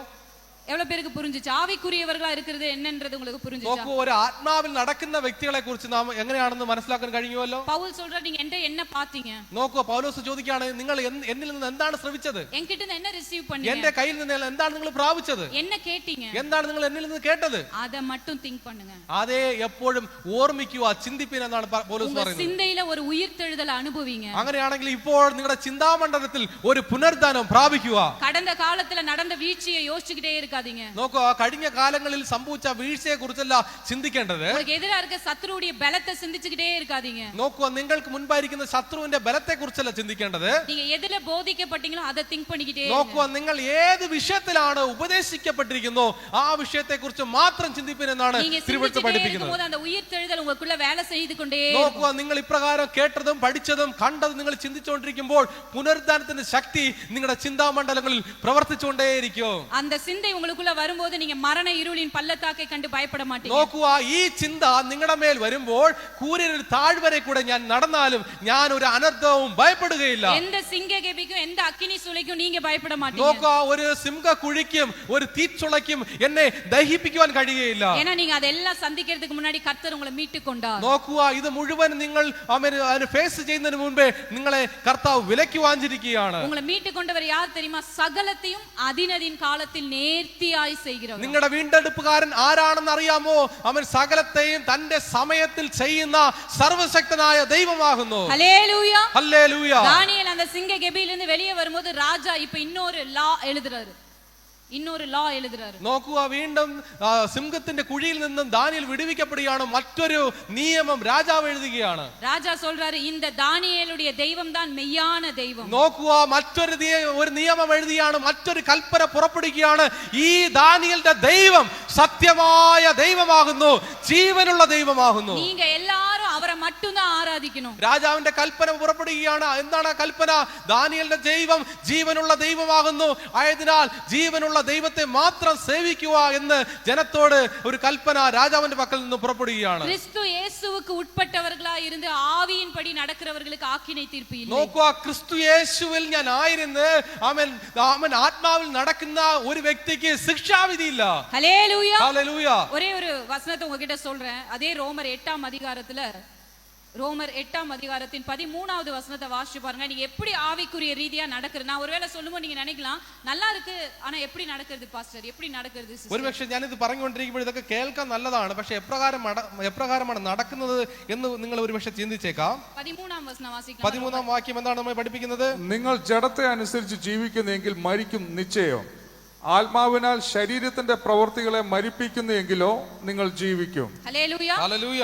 நீங்க மாம்சத்தின்படி பிழைத்தால் சாவீர்கள், ആവിയിനാലേ நீங்க പിഴച്ചீங்கன்னா മാംസത്തിൻ செயல்களை நீங்க അഴിப்பீங்களாம். നോക്കൂ, ഇവിടെ എന്താണ് വാക്യം പറയുന്നത്? നിങ്ങൾ ജഡത്തെ അനുസരിച്ച് ജീവിക്കുന്നുവെങ്കിൽ നിങ്ങൾ മരിക്കും നിശ്ചയം, ആത്മാവിൽ ശരീരത്തിന്റെ പ്രവൃത്തികളെ മരിപ്പിക്കുമെന്നാണ് നമുക്ക് കാണാൻ കഴിയുന്നത്. தேவ ஜனங்கள் நம்ம என்ன நினைக்கிறோம்னா அந்த மாம்சத்துல நான் செய்யற விஷயத்தை எப்படியாவது ஸ்டாப் பண்ணணும், அழிக்கணும் அப்படின்னு மட்டும் தான் நினைக்கிறோமே தவிர ആവിയില என்ன செய்யணுமோ அதை நம்ம செய்யறது இல்ல. നോക്കൂ, പലപ്പോഴും ദൈവമക്കൾ എന്താണ് ഈ ജഡപ്രകാരം എന്റെ മരണത്തിലേക്ക് എന്നെ നയിക്കുന്ന ജഡപ്രവൃത്തികളെ നശിപ്പിക്കണമെന്ന് നാം ചിന്തിച്ചുകൊണ്ടിരിക്കുന്നു. എന്നാൽ ആത്മാവിൽ ചെയ്യേണ്ട കാര്യത്തെക്കുറിച്ച് നാം ചിന്തിക്കുന്നില്ല, പ്രവർത്തിക്കുന്നില്ല. ഇത് ഫോർമുല ഇല്ല, இது ஃபார்முலா இல்ல, இது மெத்தட் இல்ல, ഇതൊരു ഫോർമുലയല്ല, ഒരു വഴിയല്ല. யோவான் ஸ்நானகன் சொல்றாரு நீர் பெருகணும் நான் சிறுகணும். നോക്കുക, യോഹന്നാൻ സ്ഥാപകൻ പറയാണ് അങ്ങോ വളരണം ഞാനോ കുറയണം. அவர் இப்படி சொல்லல, நான் சிறுகணும் அவர் பெருகணும்னு சொல்லல, അവർ പെരുകണം ഞാൻ സിരുകണം. യോഹന്നാൻ പറഞ്ഞത് ഇപ്രകാരമല്ല, ഞാൻ വളരണം അങ്ങ് ചെറുതാകണം എന്നല്ല യോഹന്നാൻ പറഞ്ഞത്, അങ്ങ് വളരണം ഞാനോ കുറയണം എന്നാണ് യോഹന്നാൻ പറഞ്ഞത്. അവർ വളര വളര ഞാൻ സിരുകിരുവേൻ. നോക്കുക, യേശു വളരും തോറും ഞാൻ യേശുവിൽ കുറഞ്ഞുകൊണ്ടേയിരിക്കും. ഞാൻ ആവിയില செய்ய வேண்டியதை செய்ய செய்ய മാംസത്തിൻ ക്രിയകൾ എൻകിட்ட ഇരുന്ന് മുഴുവതുമായി. നോക്കുക, അങ്ങനെയാണെങ്കിൽ ഞാൻ ആത്മാവിൽ ചെയ്യേണ്ട കാര്യങ്ങൾ ചെയ്തു തുടങ്ങുമ്പോൾ ഞാൻ എന്റെ ജഡത്തെ മരവിപ്പിക്കുകയാണ് അത്ര ചെയ്യുന്നത്. ഹല്ലേലൂയ. ഹല്ലേലൂയ. എவ்வளவு பேருக்கு இது புரியுது? நீங்க ஆவியில என்ன செய்யணுமோ, அதாவது நீங்க கடன் வாங்காம இருக்கணும் அப்படின்னு எத்தனை பேர் நினைக்கிறீங்க? എത്ര പേരാണ് നിങ്ങൾ കടം വാങ്ങിക്കരുത് എന്ന് നിങ്ങൾ ചിന്തിക്കുന്നു, വിശ്വസിക്കുന്നു? വചനം என்ன சொல்லுதுன்னா കടൻ കൊടു, നീ കടൻ കൊടുപ്പായ് കടൻ വാങ്ങാതിരുപ്പായ്. നോക്കൂ, വചനം എന്താണ് നമ്മെ കുറിച്ച് പഠിപ്പിക്കുന്നത്? നീയോ കടം കൊടുക്കും, പക്ഷെ നീ കടം വാങ്ങിക്കുകയില്ല. ഹല്ലേലൂയ. ഹല്ലേലൂയ. അവർ പെരുക പെരുക നമ്മ என்ன ആയിரும், நமக்குள்ள இருக்கிற மாம்சத்தின் கிரியைகள் காணாம போயிடும். നോക്കുക, ക്രിസ്തു വളരും തോറും എന്റെ ഉള്ളിലിരിക്കുന്ന ജഡത്തിന്റെ ക്രിയകൾ മുഴുവനും കുറുകിയിട്ടേയിരിക്കും, ചെറുതായിട്ടേയിരിക്കും. നീതി ചെയ്യുമ്പടിയാ ആണ്ടവർ എൻ ശരീരത്തെ ഉയിർപ്പിച്ചിരിക്കുന്നു. നോക്കുക, നീതിക്ക് വേണ്ടി, നീതി പ്രവർത്തിക്കുവാൻ വേണ്ടി കർത്താവ് എന്റെ ശരീരത്തെ വീണ്ടും ജനിപ്പിച്ചിരിക്കുകയാണ്. நீங்க அதை செய்ய செய்ய உங்களோட லைஃப்ல நீங்க எதெல்லாம் மாம்ச ரீதியாய் தேவனுக்கு விரோதமாய் பகையாய் நீங்க பிரிக்கப்பட்டிருக்கீங்களோ அதெல்லாம் கரெக்ட் ஆகுறது. നോക്കുക, നിങ്ങൾ ആത്മാവിന് സ്ഥാനം കൊടുത്ത് ആത്മാവിന്റെ കാര്യങ്ങൾക്ക് നിങ്ങൾ മുഖ്യത്വം കൊടുക്കുമ്പോൾ സംഭവിക്കുന്നതാണ് നിങ്ങളുടെ ജഡത്തിന്റെ പ്രവർത്തികളെ മരിപ്പിച്ച് ആത്മാവിന് സ്വാതന്ത്ര്യം കൊടുക്കുകയാണ് അത്ര ചെയ്യുന്നത്. എത്ര പേര് ഒരു സീരിയൽ ഞാൻ பார்க்க கூடாதுன்னு நினைக்கிறேன், சீரியலா பார்த்துட்டு இருக்க, ஆண்டவரே என்னை மன்னிங்க, இந்த சீரியல்ல இருந்து என்னை விடுதலையாக்குங்கன்னு നോക്കൂ, ஜெபிக்கிறேன். ഒരുപക്ഷെ നിങ്ങൾ ചിന്തിച്ചാൽ ഞാൻ എല്ലാ ദിവസവും സീരിയൽ കാണുന്ന വ്യക്തിയാണ്, എനിക്ക് സീരിയൽ കാണരുത് എന്ന ആഗ്രഹമുണ്ട്, അതിൽ നിന്ന് വിടുവിക്കണമെന്ന് എത്ര പേരാണ് പ്രാർത്ഥിക്കുന്നത്? സീരിയൽ பார்க்க கூடாதுன்னு நினைக்கிறோமே தவிர ஆனா எதை பார்க்கணும்ன்றதை நம்ம பார்க்கிறது இல்ல. നോക്കുക, സീരിയൽ കാണരുതെന്നൊക്കെ നമ്മൾ പറയുന്നു, പക്ഷെ എന്താണ് കാണേണ്ടതോ അത് നാം കാണുന്നില്ല. என்ன எதுல நான் ஒரு கமிட்மென்ட்குள்ள வரணும்ன்றதை நான் பார்க்கிறது இல்ல. ഏത് വിഷയത്തിലാണ് ഞാൻ ഒരു പ്രതിജ്ഞ എടുക്കണമെന്ന് നാം ചിന്തിക്കാറില്ല. நீங்க இத செய்ய செய்ய அது உங்க வாழ்க்கையில காணாம போயிடும். നോക്കുക, നിങ്ങൾ ആത്മാവിന്റെ പ്രവർത്തികൾ ചെയ്യും തോറും ജഡത്തിന്റെ പ്രവർത്തികൾ മരവിപ്പിച്ചുകൊണ്ടേയിരിക്കും. ഹല്ലേലൂയ. ഹല്ലേലൂയ. ആവിക്കുரியവனுக்கு ആക്കിனை തീർപ്പ് ഇല്ല. നോക്കുക, ആത്മാവിൽ നടക്കുന്ന വ്യക്തിക്ക് ശിക്ഷാവിധിയില്ല. ஹல்லேலூயா. ஹல்லேலூயா. இன்னைக்கு நான் உங்ககிட்ட ஒரே ஒரு காரியத்தை கேக்குறேன், நீங்க எவ்வளவு பேர் இந்த வார்த்தைக்கு ஒப்பு கொடுக்குறீங்களோ அவங்க மாத்திரம் நீங்க எழுந்து நில்லுங்க. നോക്കൂ, എത്ര പേരാണ് ഈ വാക്കുകൾക്ക്, വചനത്തിന് നിങ്ങളെ തന്നെ സമർപ്പിക്കുന്നുവോ ആ വ്യക്തികൾ മാത്രം ദൈവസന്നിധിയിൽ എഴുന്നേറ്റ് നിന്നാട്ടെ. இயேசு என்ன இந்த பாவ சாப உலகத்திலிருந்து மீட்டெடுத்து என்னை உயிர்ப்பிச்சிருக்கிறாரு, என்னோட சரீரத்தை நான் தேவனுக்காக அர்ப்பணிக்கிறேன், பார்க்க சிந்திக்க செய்ய என் சரீரத்தின் அவயங்களை நான் தேவனுக்கு ஒப்பு கொடுக்கிறவங்க മാത്രം എഴുந்து ആണ്ടവരെ തുതിக்கிறீங்களா? നോക്കൂ, അങ്ങനെയാണെങ്കിൽ എന്റെ ശരീരത്തെ അവൻ പാപത്തിൽ നിന്നും രോഗത്തിൽ നിന്നും ശാപത്തിൽ നിന്നും വീണ്ടെടുത്ത് ആത്മാവിന് എന്റെ ശരീരത്തെ ഞാൻ കൊടുക്കുമെന്ന് പറയുന്ന വ്യക്തികൾ മാത്രം ദൈവസന്നിധിയിൽ നിങ്ങളുടെ ജീവിതത്തെ സമർപ്പിക്കാൻ കഴിയുമോ? ഞാൻ ചുമ്മാ കേൾക്കല, நான் ரொம்ப சீரியஸா அந்த விஷயத்தை கேட்கிறேன். உங்க கண்ணு, காது, கை, கால்கள் எல்லாவற்றையும் இன்னைக்கு தேவனுடைய ஊழியத்தை செய்ய அர்ப்பணிக்கிறவங்க யாராவது இருக்கீங்களா? നോക്കുക, വെറുതെ അല്ല ഞാൻ ഇവിടെ സംസാരിക്കുന്നത്, നിങ്ങളോട് ചോദിക്കുന്നത്, നിങ്ങളുടെ കണ്ണ്, കാത്, ശരീരത്തിലെ മുഴുവൻ അവയവങ്ങളെയും നിങ്ങൾ ദൈവസന്നിധിയിൽ കൊടുത്ത് അവന് വേണ്ടി ഒരു ശുശ്രൂഷ ചെയ്യുവാൻ നിങ്ങൾ ആഗ്രഹിക്കുന്നുവോ? அப்படிப்பட்டவங்க இருந்தீங்கன்னா உங்களுடைய வலது கரத்தை தேவனுக்கு நேரா உயர்த்தி சொல்லுங்க. അങ്ങനെയാണെങ്കിൽ അങ്ങനെയുള്ള വ്യക്തികൾ ഇതിനകത്ത് ഉണ്ടെങ്കിൽ നിങ്ങളുടെ വലത് കരം സ്വർഗ്ഗത്തിലേക്ക് ഉയർത്തി ഒന്ന് പറഞ്ഞാട്ടെ, ദൈവത്തോട് പറഞ്ഞാട്ടെ, ஆண்டவரே என்னை நான் அர்ப்பணிக்கிறேன், കർത്താവേ എന്നെ ഞാൻ സമർപ്പിക്കുന്നു. எல்லாரும் வாய் திறந்து அவரை நோக்கி എല്ലാവരുടെ ആദരങ്ങളെ തുറന്ന് ദൈവത്തോട് സംസാരിക്കുക. ആത്മാவோட சத்தத்தை கேட்க ஆண்டவர் ரெடியா இருக்கார். നിങ്ങളുടെ ആത്മാവിന്റെ ശബ്ദത്തെ ശ്രവിക്കുവാൻ ദൈവം തയ്യാറായി നിൽക്കുകയാണ്. அந்த ആത്മാവിൽ இருக்க சத்தத்தை உங்களுடைய வாய் வழியாய் நீங்க ஆண்டவர்ட்ட சொல்லணும்னு அவர் നോക്കുക, விரும்புகிறார். ഇന്ന് ആത്മാവിലുള്ള ശബ്ദത്തെ നിങ്ങളുടെ അതിരത്തിലൂടെ പുറപ്പെടുവിക്കണമെന്ന് ദൈവം ആഗ്രഹിക്കുകയാണ്. அர்ப்பணிக்க அர்ப்பணிக்க கர்த்தருடைய ஆவியானவர் உங்களை பலமா அந்த நேரத்துல நிரப்ப போறார். നോക്കുക, എന്നെ തന്നെ ഞാൻ സമർപ്പിച്ചു കൊണ്ടിരിക്കുമ്പോൾ ദൈവത്തിന്റെ ആത്മാവിന്റെ ശക്തിയോടെ എന്റെ മേൽ ഇറങ്ങി വരികയും എന്നെ ബലപ്പെടുത്തിക്കൊണ്ടേയിരിക്കും. யாரையும் பார்க்காதீங்க, எங்கேயும் டிஸ்ட்ராக்ட் ஆகாதீங்க. நீங்களும் கர்த்தரும் இந்த வேளையில നോക്കൂ, നിങ്ങൾ ആരെയും നോക്കരുത്. ഈ സമയത്ത് നിങ്ങളും ദൈവവുമായിട്ടുള്ള സമയമാണ്. கல்லறைகளுக்குள்ள இருந்து தேவன் ஒரு சத்தத்தை வெளியே கொண்டு வரார். നോക്കൂ, ആ കുഴിക്കകത്തിൽ നിന്നും ഒരു ശബ്ദം പുറപ്പെടുവാനിടയിൽ തീർന്നു. Hallelujah Jesus.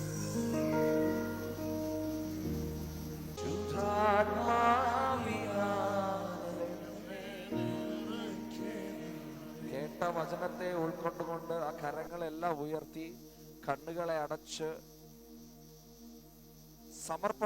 സമർപ്പണത്തോടെ ഈ വരികൾ ഒരുമിച്ചൊന്ന് നമുക്ക് പാടാം.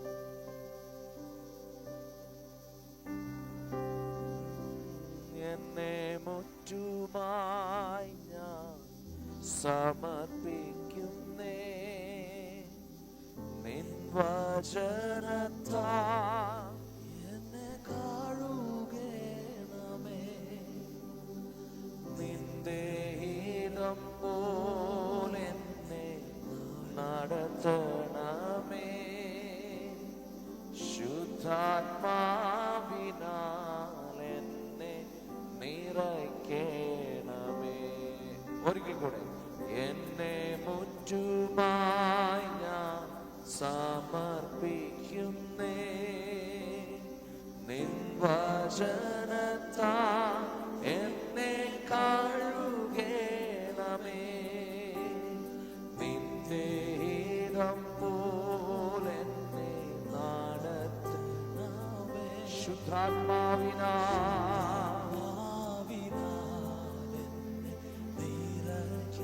ആരാധന ആരാധന അങ്ങേക്കാരാധന,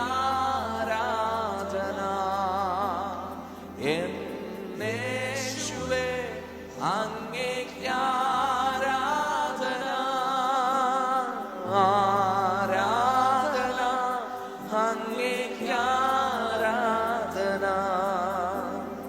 എന്നേശുവേ അങ്ങേക്കാരാധന, നിൻ വഴികളിൽ ഞാൻ നടക്കുവാനാ വഴി കാട്ടിയ എന്നെ നയിക്കണമേ, വിശ്വാസത്തിലെന്നെ ഉറപ്പിക്കുവാൻ ക്രിസ്തു എന്ന പാറയിൽ നിർത്തിയിടണമേ, നിൻ വഴികളിൽ ഞാൻ നടക്കുവാനാ വഴി കാട്ടിയ എന്നെ നയിക്കണമേ, വിശ്വാസത്തിലെന്നെ ഉറപ്പിക്കുവാൻ ക്രിസ്തു എന്ന പാറയിൽ ആരാധന